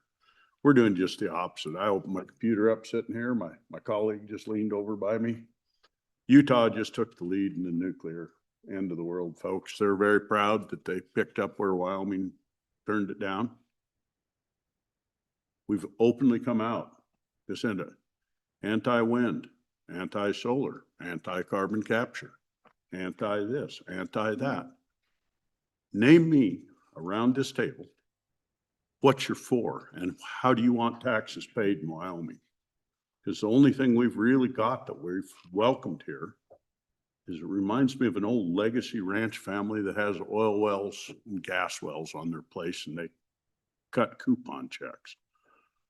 This is really about where we're at in the future. And this sends a message out. We just, looking back at Representative Summers back there on UW's board, we just sent a message to the new president we're trying to look for at UW. Now we're going to send a message to all the businesses looking to come to Wyoming is we're really not interested in helping you get here. If you want to come with your own money and you want to force your way through the door, you're welcome here. But you better not expect for any help from the state of Wyoming. And I think this is a stretch too far, folks, is cut them down by half, cut them by 2/3, leave the board in place, leave some people there that we can figure out how to reset and start the state over. But a knee jerk, and it was tongue in cheek taken, the motion that was made to put the "we're not open for business" signs.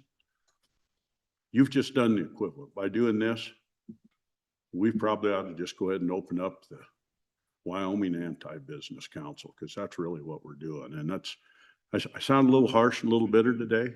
Guess what? I am. The decisions you folks are making, should they become law, have dramatic effects on my grandkids and great-grandkids. I'm going to do fine, but you're not doing anything to help the state of Wyoming go into the future. If you think you are, time will judge, and we'll look each other in the eye down the road. I'm suspicious you'll be in another state somewhere. But for those of us that have been here for my family 8 generations, we want business in Wyoming. We want the world to know, and we want to be progressive, and we want a place for our future generations to come to. not just shut it down and invite a bunch of rich people to come and not pay taxes. Sorry about the slight to Teton County, but that's what I see what we're doing is we're creating a state that's inviting people to come in and retire here and not pay taxes. I stand on and opposed. Further discussion? Representative Sherwood, I'll let you go again. Thank you, Mr. Chairman. I appreciate that. I think it's no surprise that to this body that I'm a champion. I'm a business champion. I have made my livelihood in the state supporting our entrepreneurs, our job creators, and working to build strong communities. So this is something that is near and dear to me, not only as a legislator, but in my day-to-day role in my community. And I think the way I want to pose this is we as this body, we're problem solvers. We set policy and we set the direction of the state. My question is, by making this reduction, by saying that we no longer want to have a business council, what is that doing to solve our most pressing problems? What is that doing to reverse economic decline? What is that doing to stop the outmigration of our youth? What is this policy doing to provide good paying jobs for our kiddos? What is it doing to address the lack of crumbling or lack of infrastructure, basic infrastructure for our communities? What is it doing to address the affordability of housing? How are we in this policy decision to defund the business council solving the problems that are most pressing for our constituents?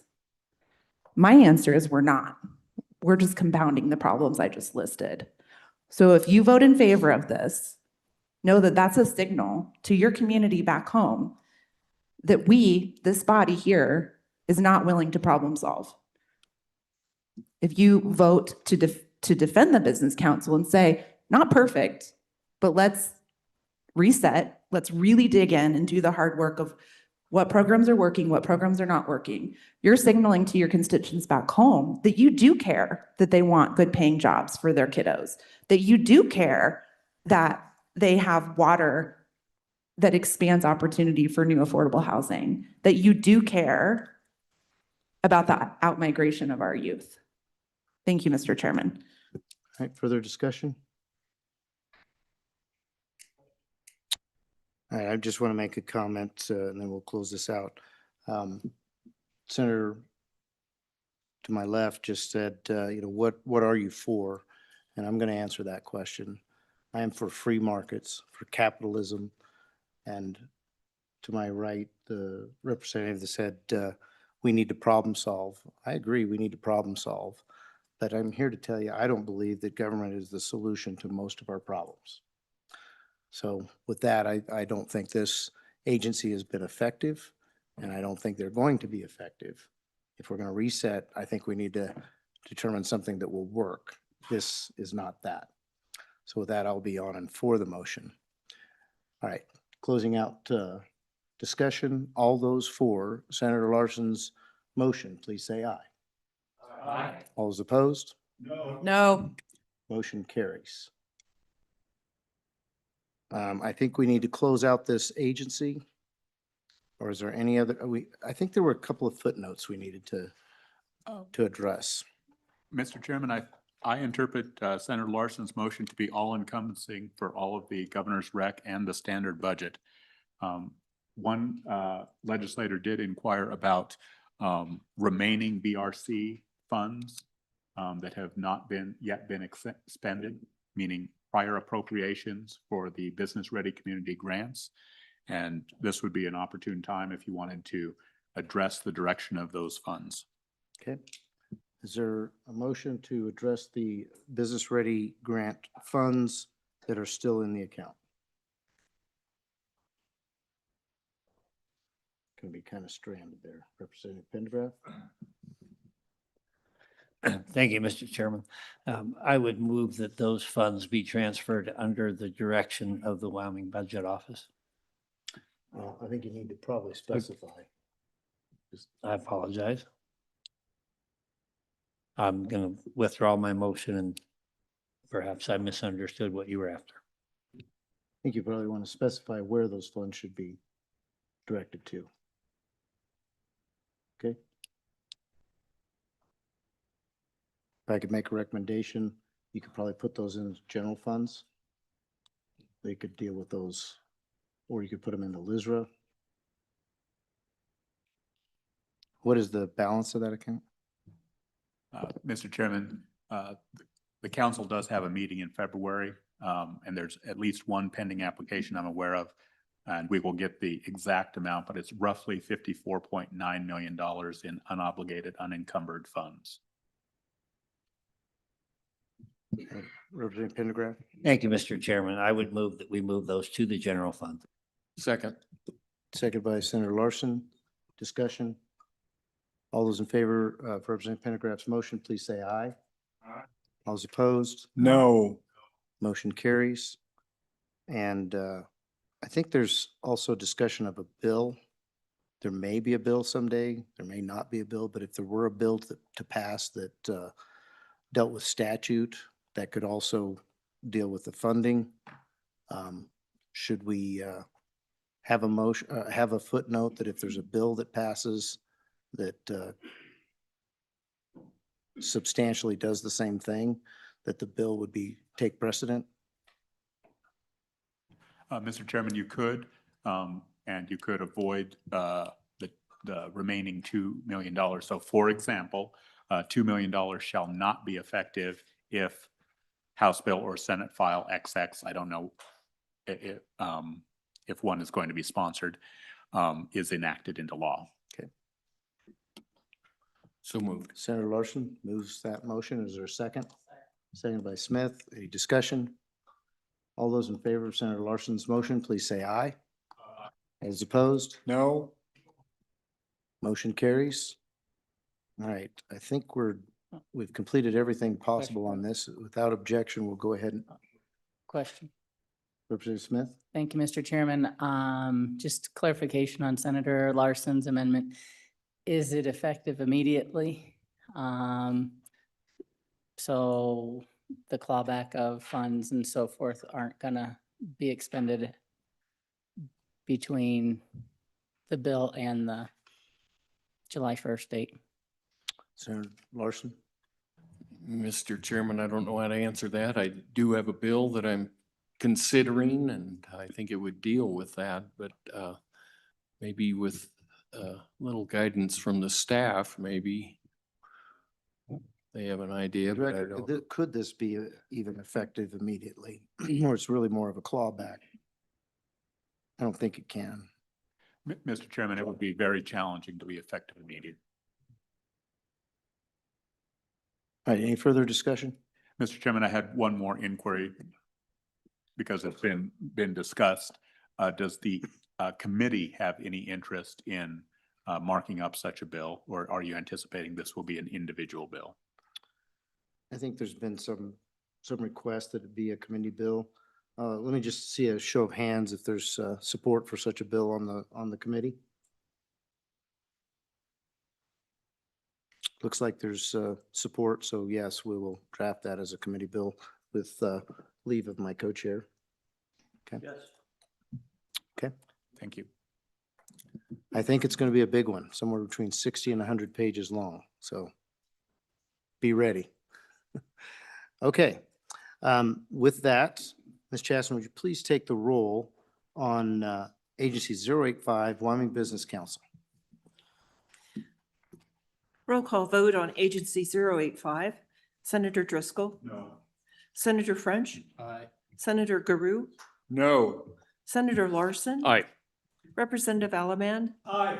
Representative Angelos. Aye. Representative Haroldson. Aye. Representative Pendergraft. Aye. Representative Sherwood. No. Representative Smith. Aye. Co-Chairman Salzar. Aye. And Chairman Bear. Aye. Mr. Chairman, you have 9 ayes and 3 noes. Agency 085, Wyoming Business Council has been closed. Director, please take us to the next agency. Mr. Chairman, the next agency for your consideration is Agency 90, the Wyoming Energy Authority. There are no exception requests, no known footnotes. If the committee wanted to take this in block. Okay, without objection, we'll go ahead and take this in block. Any objections? Seeing none, Ms. Chasson, please take the roll call on Agency 090, Wyoming Energy Authority. One moment, I wanted please, to make an Director. amendment to the Energy Authority. I wanted to do the rare earths, and that's correct. Do you have an amendment, Senator? Mr. Chairman, it could go here, yes. Yeah, and it's kind of roughed out. I visited briefly with Mr. Richards. It would be $17 million of state general fund money to go to the Energy Authority to support a rare earths processing plant in the state of Wyoming. I would point out that this is a top 5 priority of the Trump administration. And also on the Freedom Caucus website is one of their top priorities and says that they stand in favor of grants. We'll see if they do. And we would lay it out. Is there a second? Okay, second by Senator Grew. Discussion? Okay, we'll take a short recess, 5 minutes.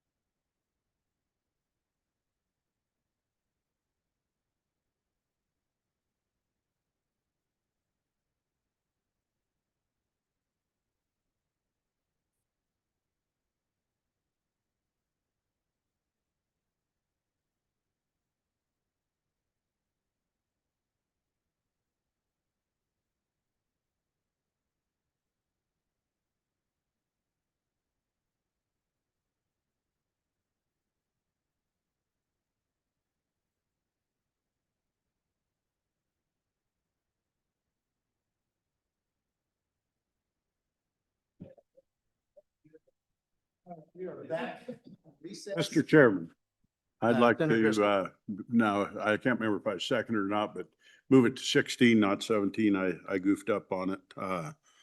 Folks, this is, like I said, if we're actually going to go forward in Wyoming, this is an opportunity. This isn't a pipe dream. This is actually a plant that's about to be up and running. We can't do it specifically for it, but it's probably going to be the only one that works. It's up and going. It's Wyoming based right now. It's a Colorado company, or it's Canadian, but they're based in Colorado, but all their employees are in right up there in my neck of the woods. There are about to be a bunch more. Demo plant should be up and running during the session. The way it's scheduled to be torn down a year from now. What this does is helps allow that company to keep that plant continuously running. If their patents and plant runs right, they rather expect to get much larger with potentially hundreds of jobs. This is a national security issue. It's one of the Trump administration's priorities. And I would point out to everybody on the other part of the room, I'll read you off your own website, implementation strategies. This is your energy policy, folks, Freedom Caucus. Incentive, provide supportive government policy, favorable tax strategies, grants, and loan programs to encourage investment in energy projects. That's right off yours. Folks, let's do one thing today that promotes business in Wyoming. Let's go the right way. Thank you. Further discussion? Well, first of all, let's get a second on the motion. Second by Senator Grew. Discussion. Representative Harrelson. Thank you, Mr. Chairman. So rare earths are my country right now too. We got that launched in that area. And I know that there's conversation about processing in that area as well. So the good bringer of this amendment, kind of give me a window as we look at as they're finding, I mean, obviously we heard they're flying the whole state looking for more. I mean, we're in an arms race with China for rare earths right now. I think we all can agree on that. So the question that I would have is kind of give me a little bit of a window on your thoughts. Obviously this one up in your neck of the woods is showtime. 16 million to put some boots on the ground. They got money they're putting in towards this. Isn't just us. I mean, 16 million is how much of the project first would be the first question. And then the second, kind of give me your thought on as more of these processing facilities come up, if it's something that you think this is kind of a policy decision you think we should take. I just kind of want to open the conversation up a little bit about that. Mr. Chairman, and I'll field other questions. As far as what's been invested, it's really a tough question, and it's kind of hard. We're flirting here, and I'm going to do it openly in the meeting, but constitutionally, you know, it can't just be given to a company. It's got to be kind of almost on a competitive deal. So your question actually really helps. Is these folks have been into this project, and it's two-legged. So one leg of it's a rare earth mine, which sits right up above my house, to tell you the truth. It lays probably as a crow flies less than 7 miles from my house. Right above it. That mine's not active. They mined about 1,000 tons out of it, maybe 4 or 5 years ago. Those 1,000 tons have now been transported to Upton, Wyoming. And as far as I know, that feedstock is about to go into that plant probably this week. And it will be, I believe there's one plant in Texas right now that's a somewhat demo like this. And then Mountain Home, Molly has a California plant that's quite old. And other than that, basically we can produce rare earths, but they go to China. And when you listen to the Trump administration, they've said we have rare earths everywhere. It's in our coal ash. There's a big deposit down in your area. Wyoming's in a great spot. The processing's where the answer's at. And for me, folks, we have the opportunity to get these patents in the first plant, probably one of the first 3 in the United States rolling. And then hopefully we develop to be the leader in the entire world for rare earths and rare earths processing, because we got them both. The equivalent I would give is if we would have gone back to our soda ash industry 50 years ago, I wish we were producing Google Glass and all the products that come out of soda ash and enhancing the project. Because we can produce the material, obviously. Doesn't make us near the money it does is if we can get it out the door as finished project. And the other part of it, it really enters into national security. And for Wyoming, as we talk about having help coming in, and if we're not going to do it ourselves, the one thing we can do is become a leader in national defense and national materials and have the federal government help us get companies here to do it, because we've got to have something to attract companies here. And this is, to me, this opens the door on one of them. We've kind of semi-faltered long on the nuclear end. We got 2 or 3 other opportunities, and this is one of them. It's there today. We can open the door up. If this plant comes, back to what you asked about, Representative Harrelson, as I believe, and of course, I've just gone to meetings through the years, but they intend to go to a full-scale plant. They will continue this plant running ad nauseum, and it's proving up their patents. So it's a brand new technology to extract rare earths. Should that technology work, and they're very confident it will, between you and I feel like it's kind of a slam dunk. They intend to fully move into full production and do a big plant. And that would mean that little town of Upton, that's the best town on earth, might be a lot more of a little bigger best town on earth, because it would probably imply enough employment to change the town forever. They lost their company, which back to deal, they produced bentonite when I was a kid, and it was a big town that did really well. It actually lives right now. The main part of Upton's off the old abandoned bentonite plant. They put a rail spur into it, and they've got, I don't know, 30 to 70 jobs there. And then they've got the rare earths plant. I'm proud of them. Instead of blowing away and the town falling down, that little town has fought tooth and nail. And by the way, on this project, they're arm in arm with the city of Newcastle trying to figure out how they get people in housing and do it. It's a community effort. There's a lot of skin in the game. I'm guessing it's in the many hundreds of millions of dollars have been invested in this entire project when you look at the mine. And hopefully if it goes right, the mine opens up by us, but it's a little tougher. We talked about NERFA dollars earlier. It's on Forest Service ground. It's not going to be the simplest mine in the world to get into production. I think it might likely have stuff coming out of your country before it comes out of my country. So I think it's a good project, folks. I've raised your guys' hackles a little. I'm pretty passionate today, and I apologize to all of you for it. I hope you overlook that and take a look at doing something that's really good for Wyoming and my neck of the woods. Thank you. No need to apologize, Senator. We all get emotional. Some of us are trying to look out for the taxpayer, and we're emotional about that. So I get it. Further discussion on RER's project in Upton. I'm going to make a comment here. This project was brought to me about 6 months ago, and immediately was asked for grant money for this and to support it in that way. And by the way, on our website, I don't know if there's some fake news out there, some AI that's doing something different, but it says this. It says, Wyoming Freedom Caucus provides supportive government policy, favorable tax strategies, and loan programs to encourage investment in energy projects. So nothing about grants there. And I think that's my big hang up. I told the organization then that the right way to do this would be for the state of Wyoming, if we're going to use that, to invest in this rather than take taxpayer monies and give it to somebody who's making the investment.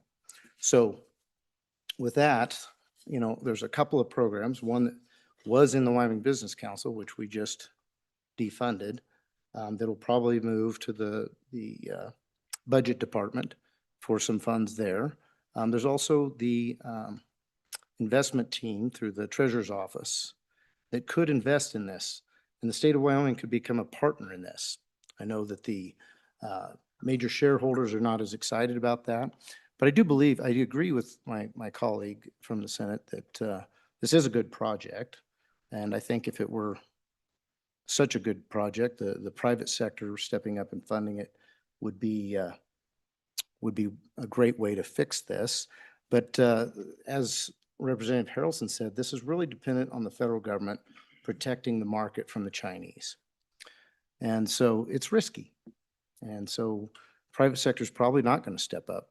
And I would encourage that those methods that we have to invest and make the state of Wyoming a partner in this versus, stand by and be an observer after giving them $16 million would probably be preferred. With that, I'll go ahead and close discussion, and we'll go ahead and ask for all those in favor of Senator Driscoll's motion, please say aye. Aye. All those opposed? No. Okay, so let's show of hands. All those in favor? Sherwood, were you? Okay.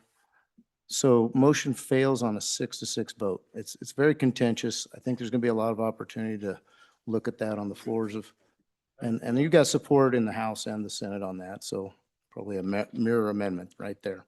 But again, I'm just going to encourage that rather than giving away the people's money, that we try to get an equity position in this exciting opportunity. I do believe it's an exciting thing, and I do want us to support the Department of Defense and all the other things that come, good things that come from rare earths. So hopefully there's a better way to do it. Thank you. All right. With that, if there's no other, without objection, if there's no other amendments to Agency 090, we can close it as a block. Any objections? Seeing none, Ms. Chaston, would you please take the roll call on Agency 090, Governor's recommendation, Wyoming Energy Authority? Roll call vote on Agency 090. Senator Driscoll. Aye. Senator French. Senator Guru. Aye. Senator Larson. Aye. Representative Allemand. Representative Angelos. Aye. Representative Haroldson. Aye. Representative Pendergraft. Aye. Representative Sherwood. Aye. Representative Smith. Aye. Co-Chairman Salzar. And Chairman Bear. Aye. Mr. Chairman, you have 12 ayes. Agency 090, Wyoming Energy Authority is closed. Director, could you please take us to the next agency? Mr. Chairman, certainly your prerogative. Your agenda had indicated we would move to capital construction at 4 p.m. We could continue on or move to Agency 227 at your discretion. I think we'll move that back to 5 p.m. if you don't think there's any issue with the public and their opportunity to. Do we have public comment at this time on that bill?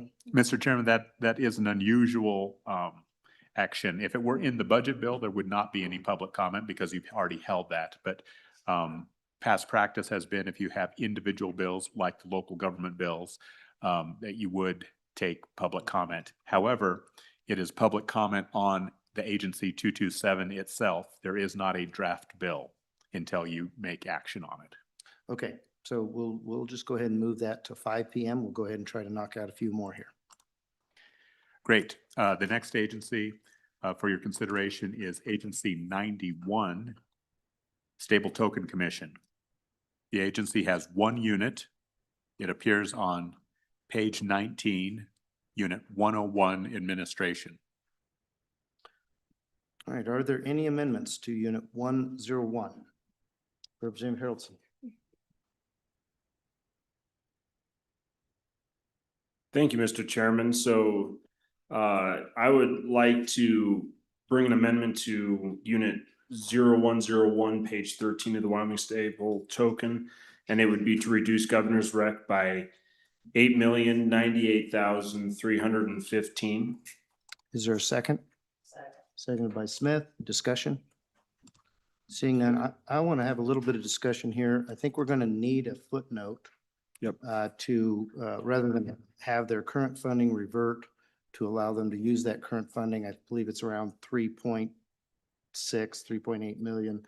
So if that's amiable, we'll Yep. get to that in a moment. Mr. Chairman, there would need to be that footnote to allow them to continue to run on their current funding. Okay.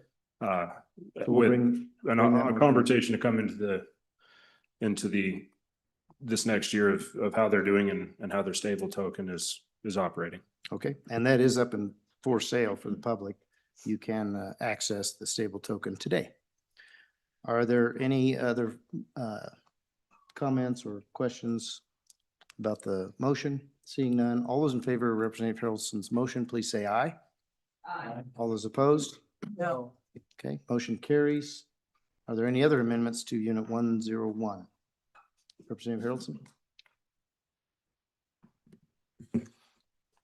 The footnote? Okay, sorry, yes, sir. Thank you, Mr. Chairman. So there would be a footnote to allow the agency to use their current funds and that they would not revert.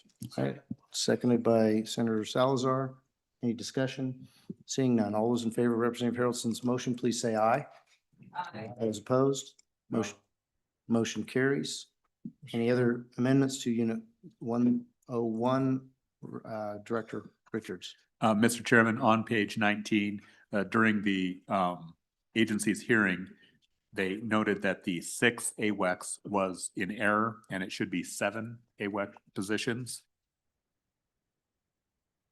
Okay, is it in error because they've hired one, or, I mean, are we beyond what the previous legislatures have authorized?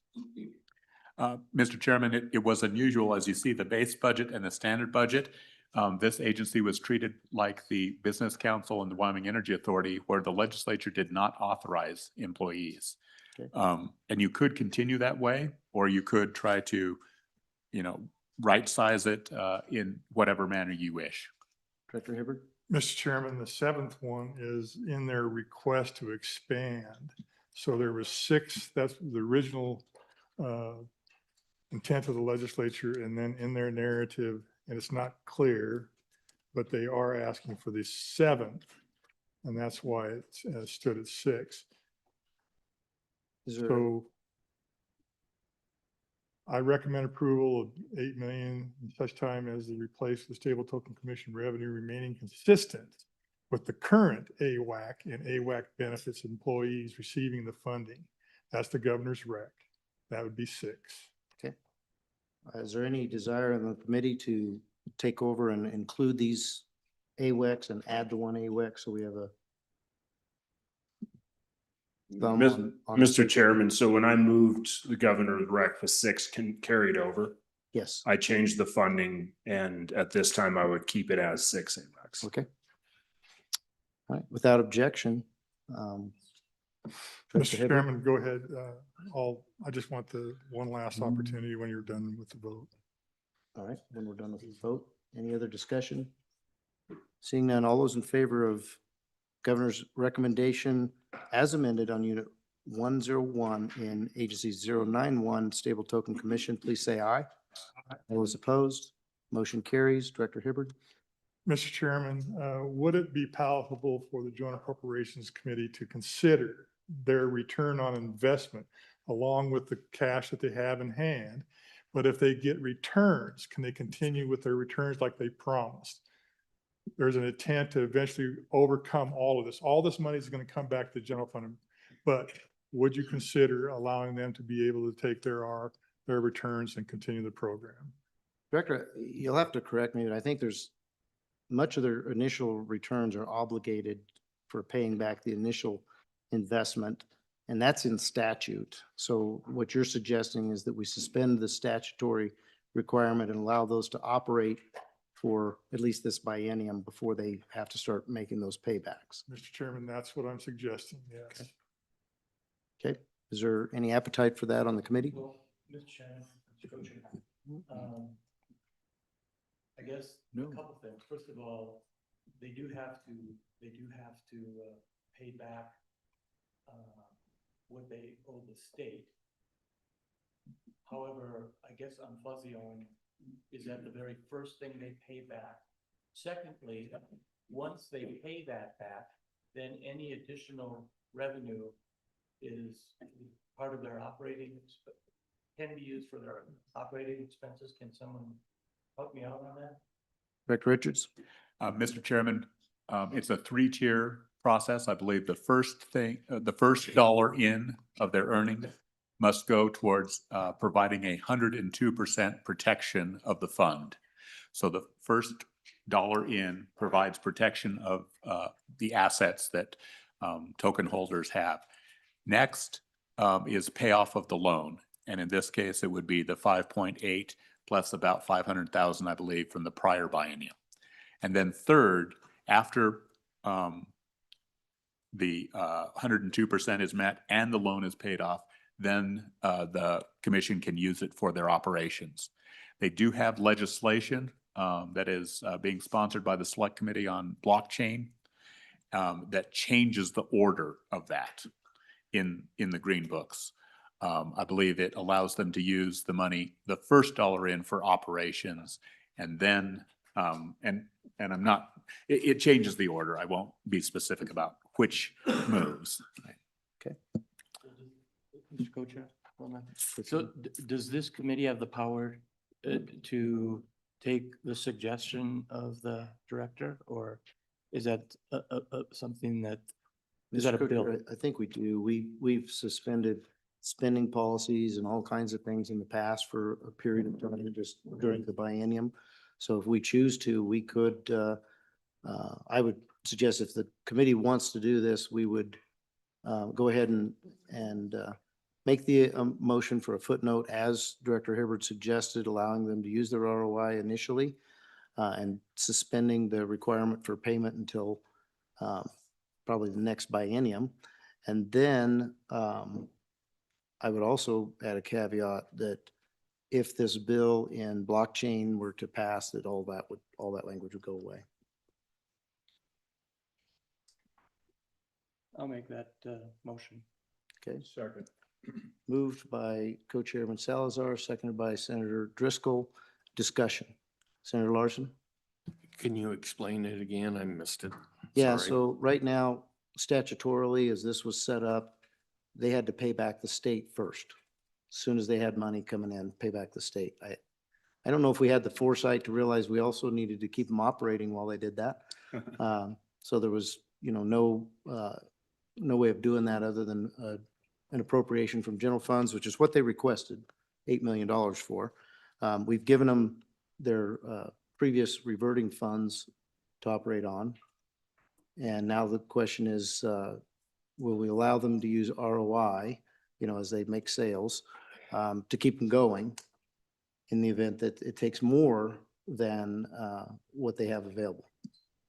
So this would keep them operating, but only on their earnings.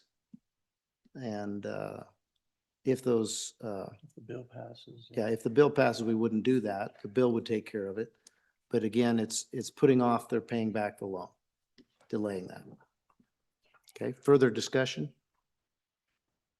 I see no staff wanting to yell at me for saying it the way I did, so must have got it covered okay. Mr. Chairman, Representative Haroldson? wondering if there could be a friendly amendment to that, Co-Chair, to put a cap on that at their prior budget amount. Yeah, their current budget request. So that 8 million, so they 8 couldn't, because if it's a deal where this takes off like a sled down the hill, which we hope it does, that'd be amazing. We don't want it to also be a situation where they have a $100 million budget on their hands. Okay. Is that a friendly amendment? That's a friendly amendment. Okay, so we'll add that to it. So here's, do I have a second to that amendment? Second by Senator Larson. Any discussion? All those in favor of Representative Haroldson's amendment to the amendment, say aye. Aye. All those opposed, motion carries. Back on the original amendment. Any discussion? Seeing none, all those in favor of Senator Salazar's motion, please say aye. Aye. All those opposed, motion carries. And are there any other amendments to Unit 101? Seeing none, I think this was the only unit.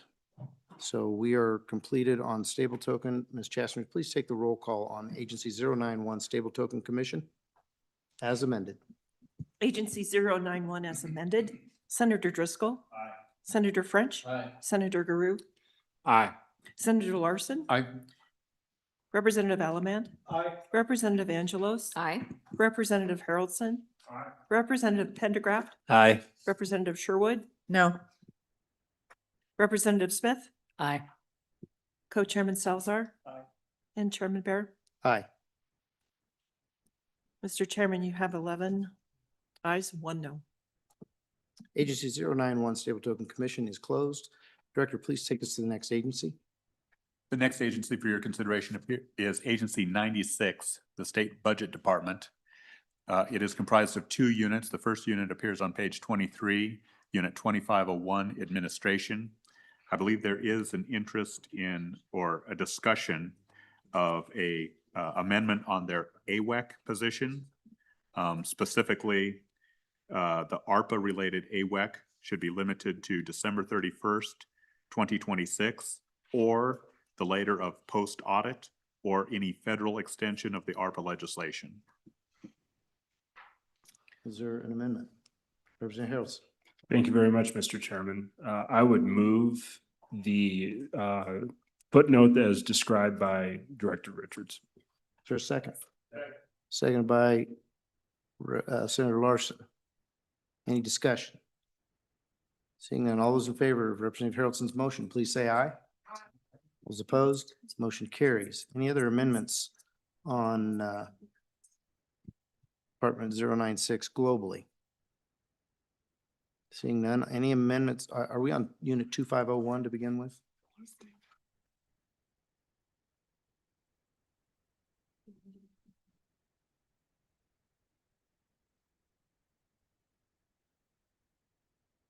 Yes, Mr. Chairman, we're on Unit 2501 at the moment. All right, are there any amendments on Unit 2501? Seeing none, all those in favor of governor's recommendation, Unit 2501, please say aye. All those opposed, motion carries. Next unit. The next unit appears on page 31, Unit 2601, Grants Management Administration. Are there any amendments on Unit 2601?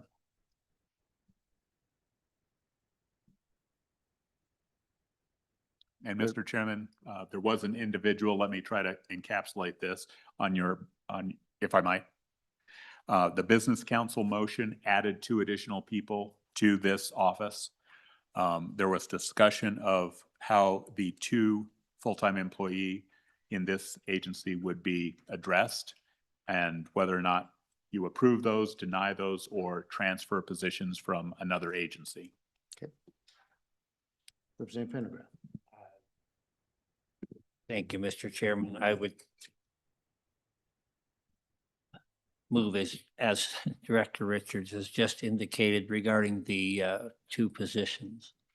So I think the motion is we're eliminating the request for 2 positions, still funding $4.5 million, but removing the request for 2 FTEs. Is there a second? Second by Representative Angelos. Discussion. Seeing none. And by the way, I think the plan is that these 2 FTEs would be transferred from the Department of Corrections. Okay. And we could do that as part of your motion if you'd like. So moved, I guess. Okay, just so we're clear. Any further discussion? Seeing none, all those in favor of Representative Pendergraft's motion, please say aye. Aye. All those opposed? Motion carries. Any other amendments to Unit 2601? Seeing none, next unit, please. Mr. Chairman, that concludes Agency 96. Okay, Agency 96 having been complete. Ms. Chastner, would you please take the roll on Agency 096 State Budget Department as amended? Roll call vote on Agency 096. Senator Driscoll. Aye. Senator French. Aye. Senator Guru. Aye. Senator Larson. Aye. Representative Allemand. Aye. Representative Angelos. Aye. Representative Harrelson. Aye. Representative Pendergraft. Aye. Representative Sherwood. Aye. Representative Smith. Aye. Co-Chairman Salzar. Aye. And Chairman Bear. Aye. Mr. Chairman, you have 12 ayes. Agency 096 State Budget Department is closed. Director, please take us to the next agency. Mr. Chairman, the next agency for your consideration is Agency 98, Guardian Ad Litem. It only has 1 unit, which appears on page 15, Unit 101, Guardian Ad Litem. Are there any amendments on Unit 101? Director? Mr. Chairman, there was a discussion again during the hearing about whether or not there should be a direction to pay the local share of the position that is being transferred from this agency to the Department of Administration and Information. An accounting or fiscal officer is being transferred out. When it is housed in this agency, I believe it's 20% funded by 15%. It's 20%. 20% funded with local revenue. Over in A&I, it is 100% funded with general funds. And you don't have to do anything, but there is an opportunity to directly charge the locals their 20%, even with location being changed. Director Hibbert, is there any challenges as far as billing that? Mr. Chairman, I do not believe so. Naturally, taking over the responsibilities of this, they're going to be required to bill the local governments their 20%. In A&I's budget, they're asking for the full amount. And they're only transferring 151,531, but A&I's got 189,415 in their budget. Not a big deal if you wanted to have the 189,415 in A&I's budget with the intent that they make sure that they bill the local matching. So you got two options: give them 189,415 tent bill, or give them 151,531 and then 37,884 in federal fund billings as prescribed on page 13. Is there a preference in the committee? I know I would prefer the latter of those two choices. Director, would we need to go back into A&I, or would one footnote suffice to solve this problem for both agencies?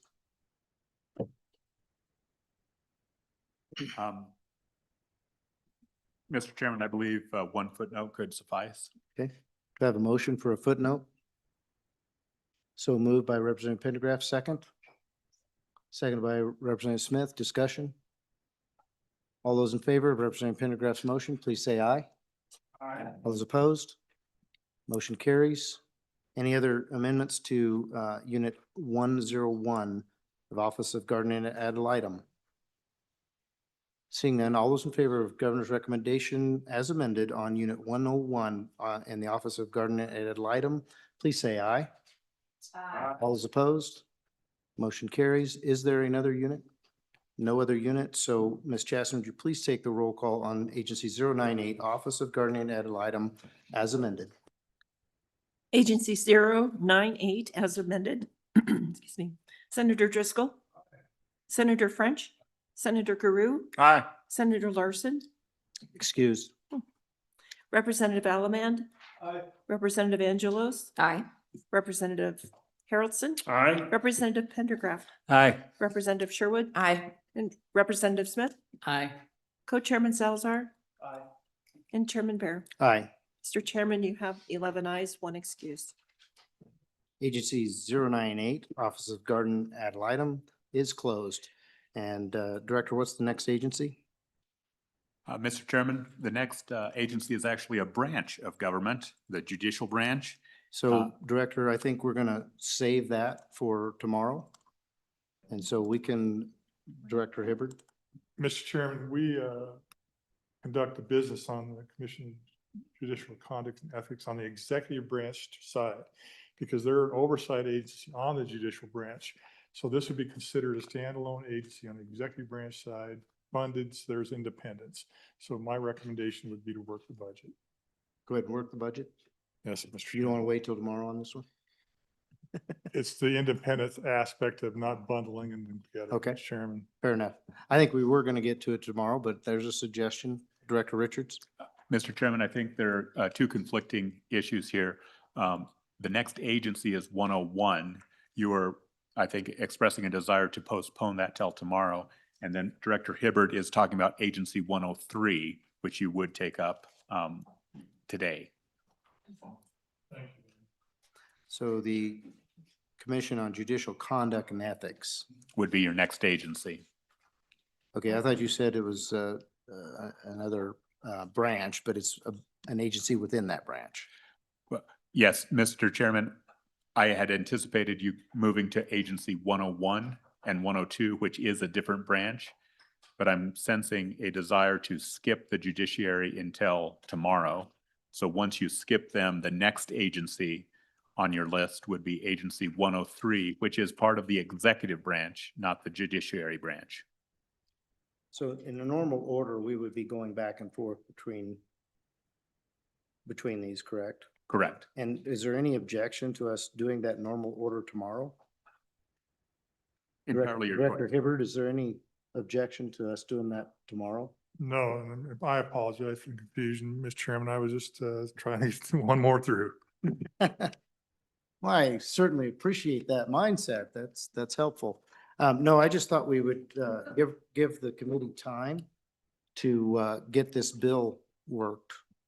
So that was my goal there. I was hoping we'd get to through 100. We've accomplished that. So we're clipping along pretty well. We've gotten some of the hardest work done already. But the next remaining difficult thing really that we're looking forward to is the capital construction. So if we could knock that out tonight, I think we'd really have some smooth sailing tomorrow. So without objection, I'd like to move on to that. Now, are we going to work that as an agency or are we going to work the bill? Mr. Chairman, we would work it like an agency. In fact, it would be Agency 227. Agency 227, it's called Capital Construction, and each project is its own unit. So I would move to each project, and I would defer if you want to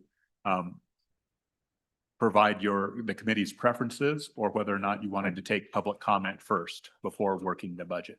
Okay, just so everybody's clear, both public and committee, this is going to be removed from the budget because it is not the normal operating costs of government. So we're going to be running a House bill on this.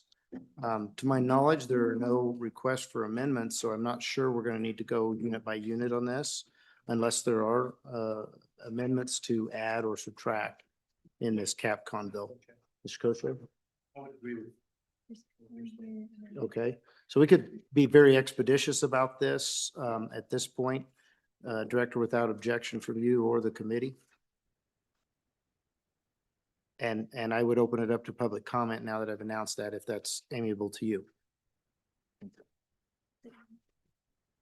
Okay, so as it is in the current governor's recommendation in Unit 277, capital construction projects, we're suggesting no changes. We're going to open it up to public comment in a moment, but I just want to make sure the committee, am I speaking correctly on your behalf that there are no anticipated amendments to the governor's recommendation?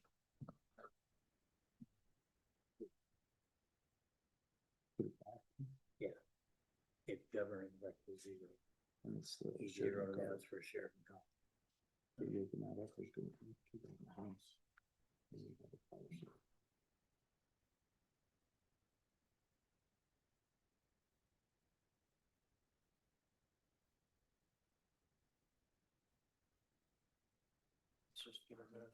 Okay. He was going to add some on there for sure.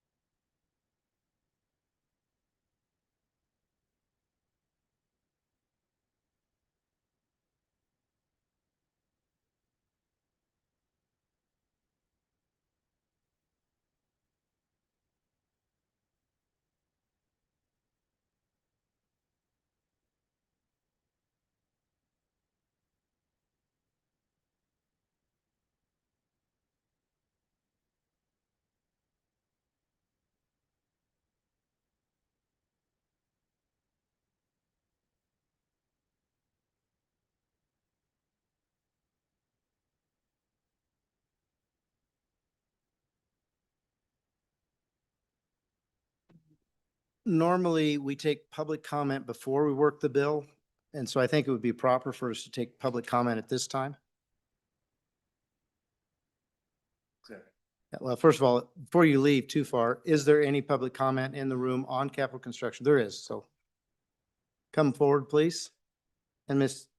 Childress, is there anyone online for public comment on this bill? Mr. Chairman, no. That was a no? Okay. Hi, welcome to Joint Appropriations Committee. Thanks for Thank you. waiting out the day with us. Yes. Good. Please introduce yourself to the committee and the public. Thank you. Good afternoon, Mr. Chairman, members of the committee. My name is Kelly Little. I represent the Associated General Contractors of Wyoming. I'll be very brief in my comments today. I've reviewed the proposal, the governor's recommendation. I do think there are several projects on this proposal that have merit, and there are some particular ones, including the Veterans Home up in Buffalo, that I feel like we are very supportive of. There's definitely a feeling amongst our members that you take care of what you build, and I think the state has that same feeling. So we just hope that major maintenance, improvements, and some of these projects can go forward. And with that, Mr. Chairman, I will stand for questions. Thank you, Ms. Little. Is there any questions or comments for Ms. Little? I will tell you this, we agree with your sentiment. We need to take care of what we have. And I think there's a big commitment on this body that if there's major maintenance, that it will flow through this committee without delay. And we'll certainly fight for that on the floor. I don't think there'll be a lot of challenges there, but I could be wrong. As far as new construction, that's going to be a fight. We're going to be fighting about it. But I do hold your sentiment about the Veterans Hospital. I have toured that facility. I do believe that we could save the state some money if we would build now. But there's a major challenge on trying to gather funds and spend funds right now. So we'll see how that works out. But our intention tonight is to keep that piece of construction in the bill. All So, right. all right. Okay. Thank you, Mr. Chairman. Thank you for being here. Yes, I appreciate appreciate it. you. All right. Any further public comment on capital construction for the state? Okay. Speaker, would you care to opine? Okay. All right. With that, I'll go ahead and close public comment. And committee, what's your pleasure? All right, let's work this bill. So I think there are some footnotes to make some spending effective immediately, kind of like we did on Department of Corrections. So we'll just follow the director's lead on these, and everybody be prepared to make your motions. Director, please proceed. Mr. Chairman, we are on Agency 227 Capital Construction. The first item for your consideration appears on page 62. This is State Parks and Cultural Resources Major Maintenance. And the request from the governor, as stated, is that the funds be directly appropriated to State Parks and Cultural Resources rather than the State Construction Department to avoid a B11. Okay, so the request is for a footnote to have the funds directly appropriated to State Parks and Recreation. Is there a Chairman. motion? So moved by Senator Drew, second. Seconded by Representative Harrelson. Discussion? Seeing none. All those in favor of Senator Drew's motion, please say aye. All those opposed, motion carries. Please proceed, Director Richards. Mr. Chairman, the next item for your consideration appears on page 77. This is the Veterans Home in Buffalo. There was a request during the presentation by the State Construction Department that of the requested appropriation of $87 million, that up to $500,000 may be expended for a qualified owner's representative. Okay, so the request is to set aside $500,000, up to $500,000 for a builder's representative, owner's representative. Is there a motion? Representative Pendergraft, so moved, seconded by Representative Angelos. Discussion? Seeing none, all those in favor of Representative Pendergraft's motion, please say aye. Aye. All those opposed, motion carries. Mr. Chairman, staying on this page, the next request is if federal funds for this project are awarded, specify which fund would offset the general fund. So right now, you're appropriating sufficient funds to pay for the entire project, where the state is expecting at some point, it might be a decade, that federal funds will become available. Into which fund should those federal funds be deposited? Okay, so just a question of process.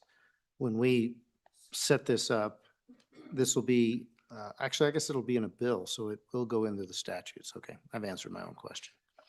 Was Mr. worried Chairman, about- it actually will not go into the green books. It will be a non-codified bill. So it'll be in the session law, but not in the statutes. And so that session law would carry on then and through, until those monies did become available? Yes, Mr. Chairman, unlike the budget bill, which expires at the end of the biennium, standalone capital construction bills can go on in essentially perpetuity or as long as the projects are outstanding. Okay. Yeah, we're going to take 1 minute break.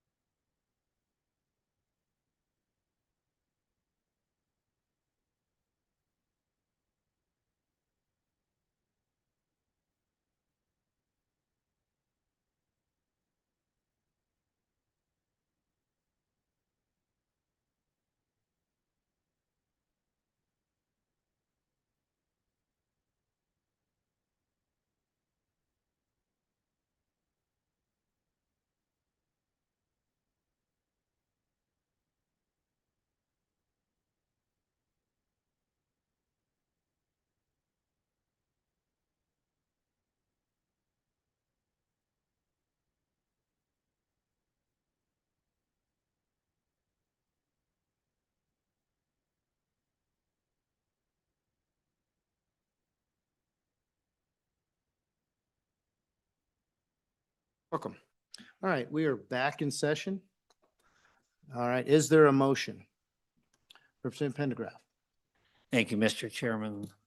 I would move that we follow Director Richards' advice and specify the LISRA as the account.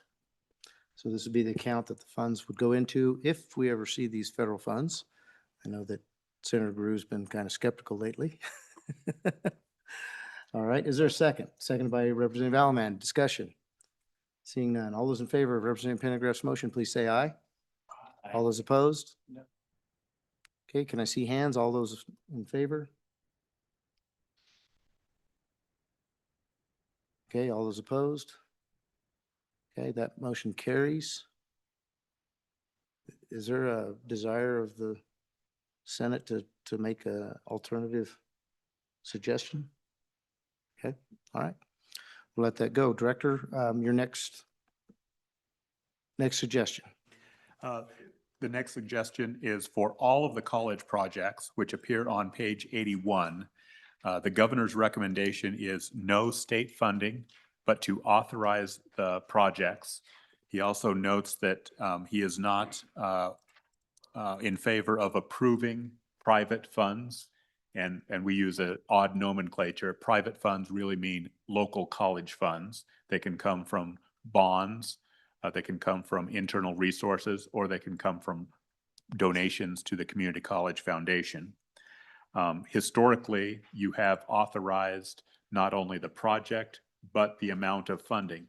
You do not have to, but if you do not, the colleges will have unlimited capability to create facilities as large as they desire, and the state, by approving that, will be liable for future major maintenance on those. So it's your choice. You can follow the governor's rec, or, for example, you could authorize them to the estimated cost, or the estimated cost plus 10%, or whatever you wish. Okay, so the governor is allowing them unlimited funding. Yeah, he's allowing unlimited funding through whatever funding source they can get, which would leave us authorizing currently some unknown amount if we did the governor's recommendation. So do I have a motion? Representative Angelos. I'd like to make a motion based on the description that Director Richards gave us to authorized, I would say authorized to the estimated cost. Up to the estimated Up cost. to the estimated cost. Okay, is there a second? Second by Representative Smith. Discussion? Senator Grew? Yeah. Don, was this about the idea that Dal McComey was talking about doing a global major maintenance account for all state buildings? Is that can I extrapolate that from that or? No, Mr. Chairman. No. This is authorizing the construction, Mr. Chairman. This is authorizing the construction of a building, and it could be any building of the 5 or 6 that are authorized here. Okay. And understandably, the governor is indicating these are not state funds. They are local resources from bond revenue or community college reserves or foundation funds. And whether or not the state wants to give an indication or a maximum of local resources that could be expended on the project so that you have a rough known liability with respect to square feet. This wouldn't preclude a community college from raising additional funds and putting it into account for maintenance or anything else, a depreciation account that they may choose. This has nothing to do with that. This is just the construction being authorized so that we can take care of major maintenance in the future. Correct? Okay. And we have a motion and a second. Further discussion. Representative Sherwood? Thank you. Wondering if this is a friendly amendment to the amendment. Just thinking again about that scary I word, inflation. If it would be wise to create a 10% buffer on this so that if the cost estimate then increases, they have the flexibility to finish the project and not have to wait to the supplemental and come back to get authorization to use the additional funds they've raised. Representative Angelos? Thank you, Mr. Chairman. Maybe Don or someone can confirm. I believe they do build in inflationary factors into that amount. It's built in. And I would also add that they also, it's inflated just so that the contractor can't tell really how much money is available or what's anticipated. There's usually pretty sizable reversions in this area. So I think there's probably some room in there for that. Is there a second for, well, I think it was considered unfriendly. Okay. Okay. Any further discussion? Seeing none, all those in favor of Representative Angelos's motion, please say aye. Aye. Those opposed? Motion carries. Next suggestion. Mr. Chairman, the last point we wanted to raise is the governor has recommended all state funds for all capital construction projects come from the SIPA account, the Strategic Investments in Projects account. Certainly, unlike the budget bill, you will have this bill before you in your respective House Appropriations Committee and subsequently Senate Appropriations Committee. So you can change the source of funding at any time during the process. But just to keep in mind as you try to, or as you do balance the entirety of the state's appropriations, where you want the request was made from the general fund. The governor is recommending SIPA funds, and you can stay with the governor's recommendation or select a fund of your choice. Okay, just so the committee's looking at this globally, there's a bill coming out of CapFin that repeals the SIPA bill. That's why we need to think about this as we go.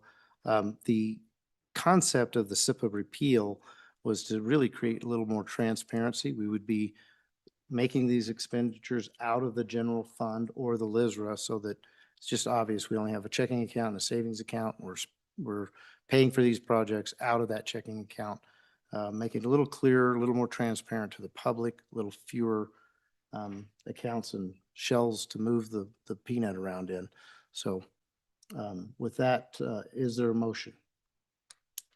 Representative Harrelson. Thank you, Mr. Chairman. I move director's recommendation for footnote. Okay, I don't think he really gave us a recommendation, so, No? yeah. It's late. I understand that. Sorry, that's Uh, my fault. Let me give you a recommendation. I would recommend that we would fund these projects out of the general fund. And if there's insufficient funds, it'll be incumbent upon us to fund that, but most likely out of LISRA.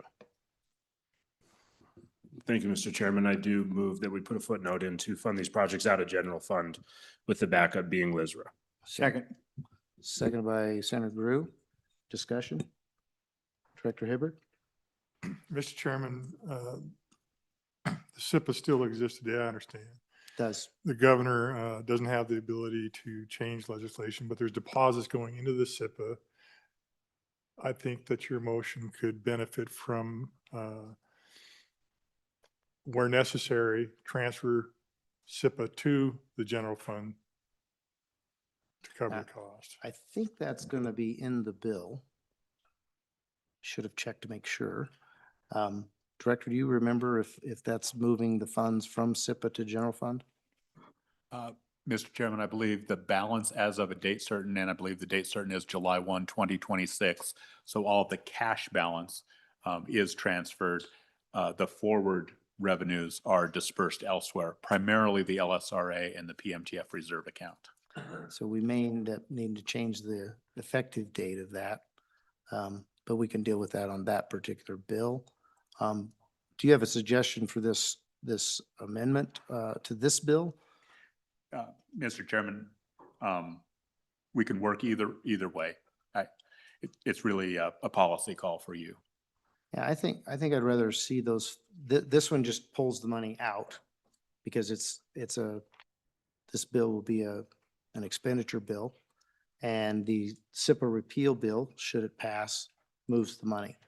So if the money doesn't get moved, then we'll have to figure out another way to get the general fund covered. And I think we've done that through LISRA, but if there's money stranded in SIPA, and we don't pass the bill to repeal that, we'll have to take some other action. And maybe one year we paid it out of general fund and we go back to SIPA someday. I hope not. A lot of hope nots around the room. All right. Any further discussion? All right, it's been moved by Harrelson, seconded by Guru. All those in favor of Representative Harrelson's motion, please say aye. Aye. All those opposed, motion carries. And I think that you said that was your last suggestion. Okay, so this is a conceptual bill draft. We don't have the language right now. We'll go ahead and get that drafted then. And then when do you anticipate we'd have that bill ready for this committee? Mr. Chairman, this along with the potentially the rural health transformation and the budget bill would be part of that half-day Zoom meeting around February 5th at your discretion. I'm tossing that date out there with my thoughts, not yours. So around February 5th, that may not work for you. If you didn't catch that, guys, save the date, February 5th. We're going to be busy. All right. All right.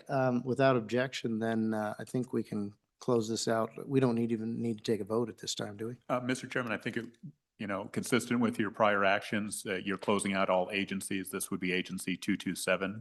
Okay, since we eliminated all these line items from 227 into a bill. All right, so Ms. Chaston, would you please take the roll on agency 277 capital construction as amended? I'm sorry. Ms. Childress. Yeah, they switched on me in the middle of the day. Sorry about that. That's my fault. Ms. Childress, would you please take the roll on agency 277 capital construction projects as amended? Roll call vote, agency 227 as amended. Senator Driscoll. Aye. Senator French. Aye. Senator Guru. Aye. Senator Larson. Aye. Representative Allamand. Aye. Representative Angelo. Aye. Representative Haroldson. Aye. Representative Pendergraft. Aye. Representative Sherwood. Aye. Representative Smith. Aye. Co-Chairman Salazar. Chairman Bear. Aye. Mr. Chairman, 12 aye. Agency 227 capital construction projects is closed. All right, we ended up about 5 minutes or 10 minutes earlier than I anticipated. Does anybody have some action they'd like to take? Get some more work done in 10 minutes? Director Richards? All right. Mr. Chairman, we do have a handful of small agencies if you're interested. All right. Would we be jumping around as we do those? We'll try to proceed as in order as possible. Okay, I just say that for the public's sake. So I think we're at a point where we can jump around a little bit, but we want the public to be able to keep up. So Director, please take us to our next agency. Mr. Chairman, Agency 103, Judicial Conduct and Ethics Commission. It has 1 unit. It appears on page 11. Okay, this is Agency 103, Unit 101, the beloved WordPerfect version 2021 is in this agency. And Director Hibbard, we're going to get your agency taken care of right here. Representative Pendergraft. Thank you, Mr. Chairman. Regarding the beloved WordPerfect, page 8, I would remove $500 from the governor's rec for that same WordPerfect. I have a second. Second by Representative Harrelson. Discussion. Mr. Chairman, I would- Representative Angelos. I would like to make an amendment to the amendment. Would that be, Amendment to the would amendment. that Oh, be the time? We're never going to get out of here. Go ahead. I would like to amend that we do 1 year of WordPerfect as this employee is getting ready to retire. And so 1 year instead of 2, it would be $250. So I would like to actually decrease the governor's recommendation to 1 year of, is it $249? Yeah. So you've confirmed we can buy a license for 1 year for $249. Director Hibbard? Mr. Chairman, could you put a provision in there that the $500 is for the biennium, but only the 200, but you can only use WordPerfect for 1 year because they still would have to have software in the following year. For someone else? Correct. Okay. It's amazing. Get Microsoft Word for the same price as WordPerfect. All right, is that a friendly amendment, Representative Pendergraft? Regretfully, he says. Okay. All right, all those, any discussion on the amendment to the amendment? Seeing none, all those in favor of Representative Angelos' amendment to the amendment, say aye. All those opposed, motion carries. Back on the amendment. Any discussion on Representative Pendergraft's amendment? Seeing none, all those in favor of Representative Pendergraft's motion, please say aye. All those opposed, motion carries. And are there any other amendments to Unit 101? Well, it's Agency 103. I'm doing Unit 101. Any amendments to Unit 101? Seeing none, all those in favor of Governor's recommendation as amended on Unit 101, please say aye. Aye. All those opposed, motion carries. Ms. Childress, would you please take the roll on Agency 103, Commission on Judicial Conduct and Ethics? Roll call That's vote. Roll call vote, Agency 103 as amended. Senator Driscoll. Aye. Senator French. Aye. Senator Guru. Aye. Senator Larson. Aye. Representative Allemand. Aye. Representative Angelos. Aye. Representative Harrelson. Aye. Representative Pendergraft. Aye. Representative Sherwood. Aye. Representative Smith. Aye. Co-Chairman Salazar. Chairman Bear. Aye. Mr. Chairman, 12 aye. Agency 103, Commission on Judicial Conduct and Ethics is closed. Director Richards, next agency. Next agency for your consideration is Agency 151, District Attorney from Judicial District Number 1, has 1 unit. It appears on page 18, Unit 101, Administration. All right, are there any amendments to Unit 101? And this one is District Number 1, correct? All right, seeing none, all those in favor of Governor's recommendation, Unit 101, please say aye. Aye. Those opposed, motion carries. Are there any other units in Agency 151, District Attorney, Judicial District Number 1? That concludes the agency. Okay, that concluding the agency, Ms. Childers, please take the roll on Agency 151, Governor's Recommendation, District Attorney, Judicial District Number 1. Roll call vote, Agency 151, Senator Driscoll. Senator French. Senator Guru. Aye. Senator Larson. Representative Allemand. Representative Angelos. Aye. Representative Haroldson. Aye. Representative Pendergraft. Aye. Representative Sherwood. Aye. Representative Smith. Aye. Co-Chairman Salazar. Aye. Chairman Bear. Aye. Mr. Chairman, 12 aye. Agency 151, Judicial District Number 1 is closed. Director, please take us to the next agency. Agency 157, District Attorney, Judicial District Number 7. This also has one unit. It appears on page 24, Unit 101, Administration. Okay, this is Agency 157, Unit 101. Are there any amendments? Representative Pendergraft. Thank you, Mr. Chairman. Page 15. Attorney felony position 1 of 2. I move to decrease the governor's rec $266,572. And 1 FTE. Okay, is there a second? Second by Smith. Discussion? Mr. Chairman, Ms. Sherwood? I remember very vividly when we heard testimony on just how exhausted these folks are over in Natrona County and how short-staffed they are.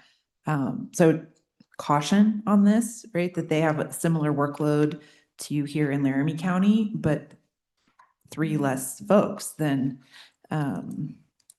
Laramie County. So I just want to make sure we're setting everybody up with equal footing to do the job we're asking them to do. Okay, further discussion? All right, all those in favor of Representative Pendergraft's motion, please say aye. Aye. All those opposed? No. Motion carries. Are there any other amendments on 101? Mr. Chairman, Go can I ahead, ask for a Representative division on Rue. that one, on that last vote? Go Can I ask a ahead. division on that last vote? Sure, I sure. just All those in didn't hear. favor of Representative Pendergraft's motion, please raise your hands. All those opposed? Okay, that passes 8-4. Thank you. Okay. No, no problem. Representative Pendergraft. Thank you, Mr. Chairman. Page 17, the legal assistant. I move a reduction in the governor's rec in the amount of $182,017. Is there a second? And 1 FTE. Is there a second? Second by Haroldson. Discussion? All those in favor of Representative Pendergraft's motion, please say aye. All those opposed? No. Okay, motion carries. Are there any other amendments on Unit 101?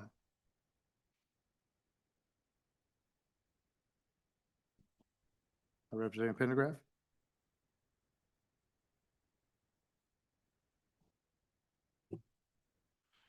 Mr. Thank Chairman, you. just for clarification, your global motion eliminated the TRP associated with those Right. positions. I think there's page 20, page 21, there's a couple of, That's Potential addition. correct. This is regarding page 20, an attorney felony position, TRP 2 of 2. Out of the general funds, well, I'm sorry.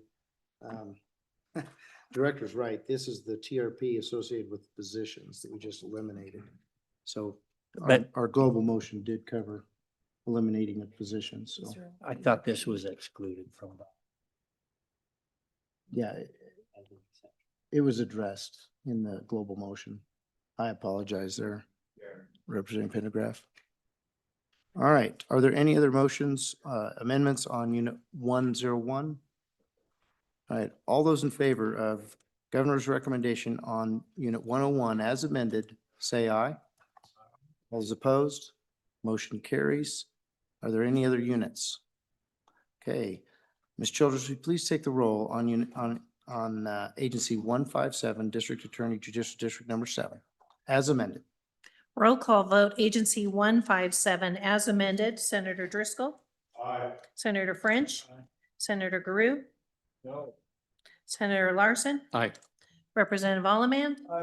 Representative Angelos, Aye. Representative Harrelson, Aye. Representative Pendergraft, Aye. Representative Sherwood, No. Representative Smith, Aye. Co-Chairman Salazar, Aye. Chairman Bear. Aye. Mr. Chairman, you have 10 ayes, 2 no. Agency 157, District Attorney, Judicial District Number 7 is closed. Director, please take us to the next agency. Mr. Chairman, the next agency for your consideration is Agency 160, the Board of Prosecuting Attorneys. It has one unit. The unit appears on page 11, Unit 101, Administration. Are there any amendments to Unit 101? Seeing none, all those in favor of Governor's recommendation, Unit 101, please say aye. All those opposed? That motion carries. Ms. Childers, please take the roll call on Agency 160 County and Prosecuting Attorneys. Roll call vote, Agency 160, Senator Driscoll. Senator French. Senator Guru. Aye. Senator Larson. Aye. Representative Allemand. Representative Angelos. Aye. Representative Harrelson. Aye. Representative Pendergraft. Aye. Representative Sherwood. Aye. Representative Smith. Aye. Co-Chairman Salazar. Chairman Bear. Aye. Mr. Chairman, 12 aye. Agency 160 County and Prosecuting Attorneys is closed. Director, please take us to the next agency. Mr. Chairman, as you skipped the judiciary branch, it may be wise to skip the Department of Education as well. And then the next agency for your consideration is 211, Board of Equalization. It has one unit, which appears on page 13, Unit 101, Equalization and Tax Appeals. Again, this is Agency 211, Unit 0101. Are there any amendments on Unit 101? Representative Harrelson. Thank you, Mr. Chairman. So on Unit 0101, line 12, the board member market adjustment, it would be reducing governor's rec down 36,334. Okay, So is there a it's- second?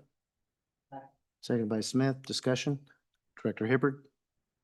Mr. Chairman, this was the other item that was handled with the governor's executive order. We had two. This transaction has been made. So I'd recommend funding the salaries. And I think we're on page 12.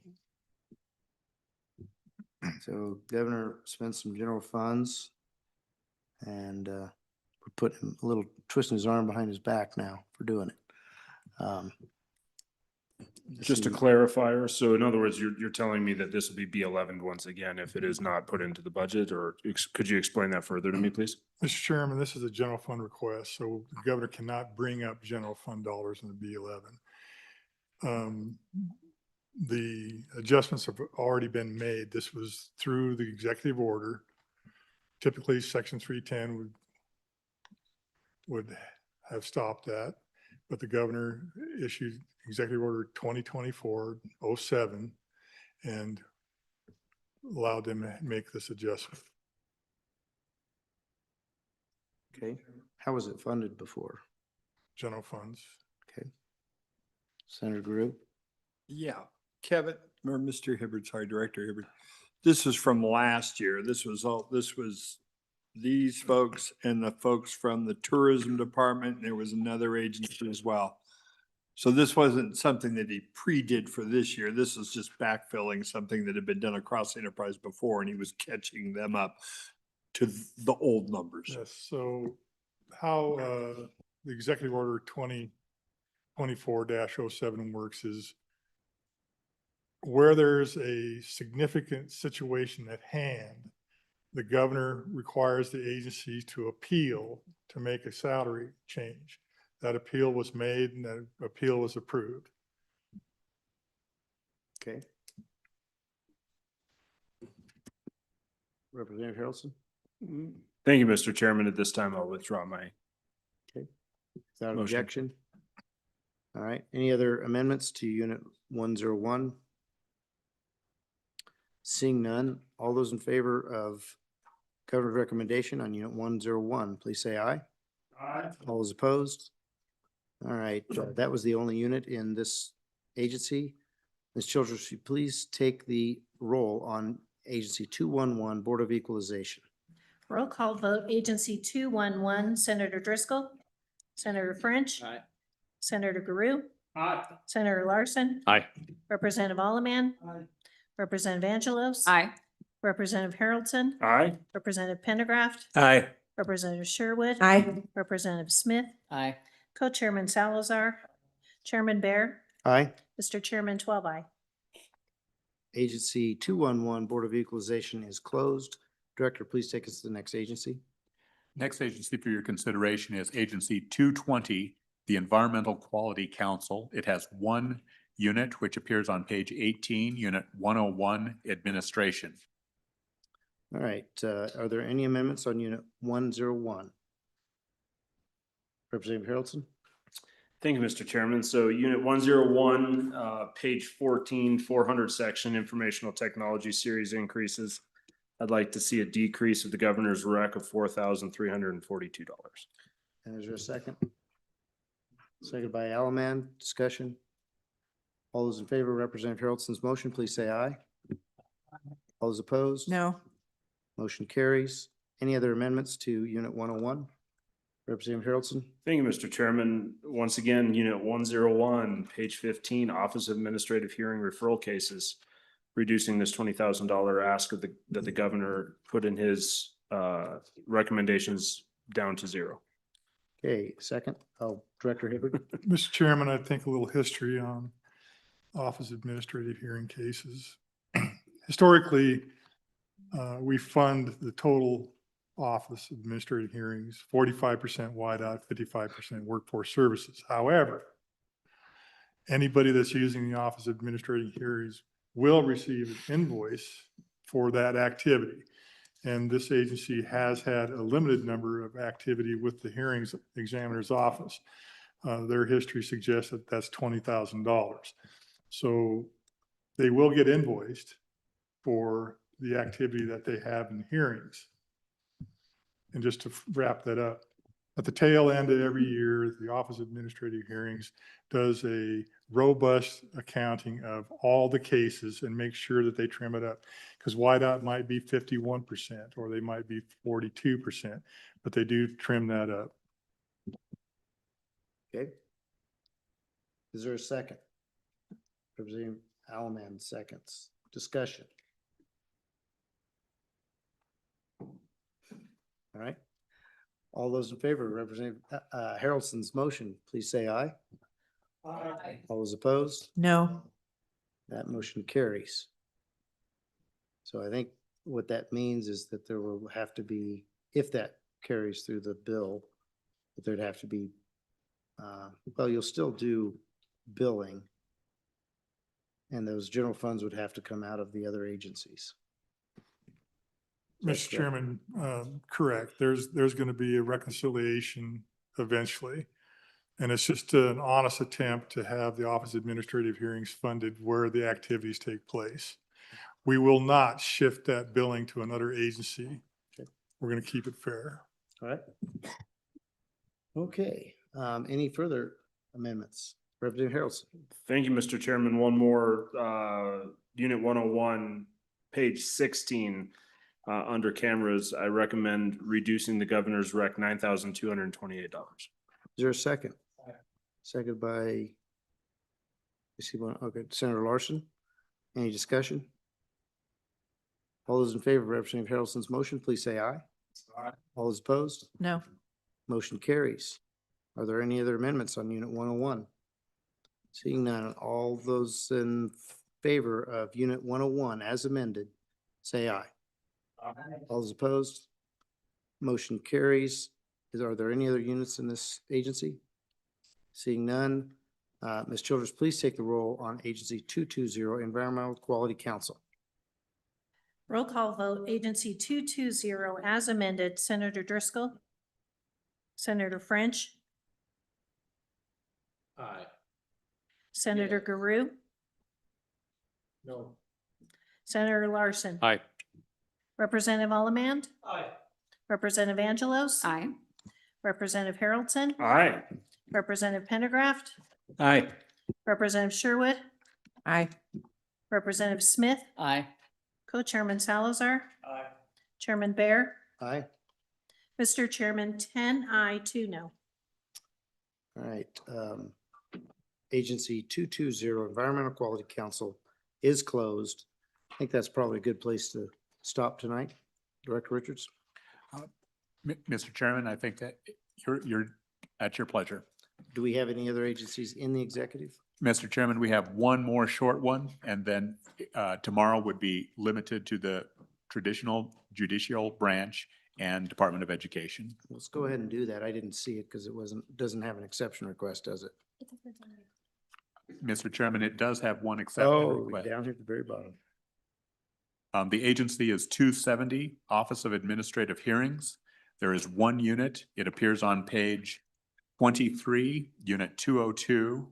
The unit's name is, it has two units. The first of which is 201, Administration. It appears on page 20. Okay, are there any amendments to Unit 201? Mr. Chairman. Representative Smith? Thank you, Mr. Chairman. On Unit 0201, page 15, Grammarly License and Dragon Professional License Renewal. I would move to reduce the governor's recommendation by $8,636. Is there a second? Second by Alaman. Discussion. All those in favor of Representative Smith's motion, please say aye. Aye. All those opposed? No. Motion carries. Are there any other amendments in Unit 201? Seeing none, all those in favor of Governor's recommendation as amended, Unit 201, please say aye. Aye. All those opposed? Motion carries. Next unit. Appears on page 23, Unit 202, All Other. All right, are there any amendments to Unit 202? Seeing none, all those in favor of Governor's recommendation, Unit 202, please say aye. Aye. All those opposed? Motion carries. Ms. Childers, please take the roll on Agency 270 as amended, Office of Administrative Hearings. Roll call vote, Agency 270 as amended. Senator Driscoll. Aye. Senator French. Senator Garu. Aye. Senator Larson. Aye. Representative Alaman. Aye. Representative Angelos. Aye. Representative Haroldson. Aye. Representative Pendergraft. Aye. Representative Sherwood. Aye. Representative Smith. Aye. Co-Chairman Salazar. Aye. Chairman Bear. Aye. Mr. Chairman, 12 aye. Agency 270 is closed. Okay.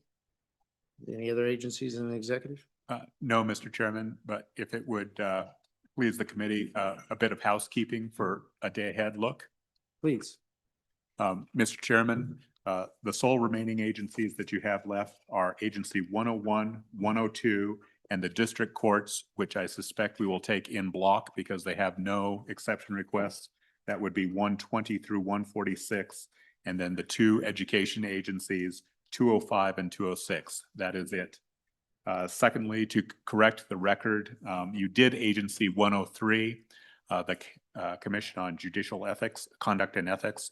They are part of the judicial branch, but they are a separate operating entity that benefits from the executive branch's fiscal resources.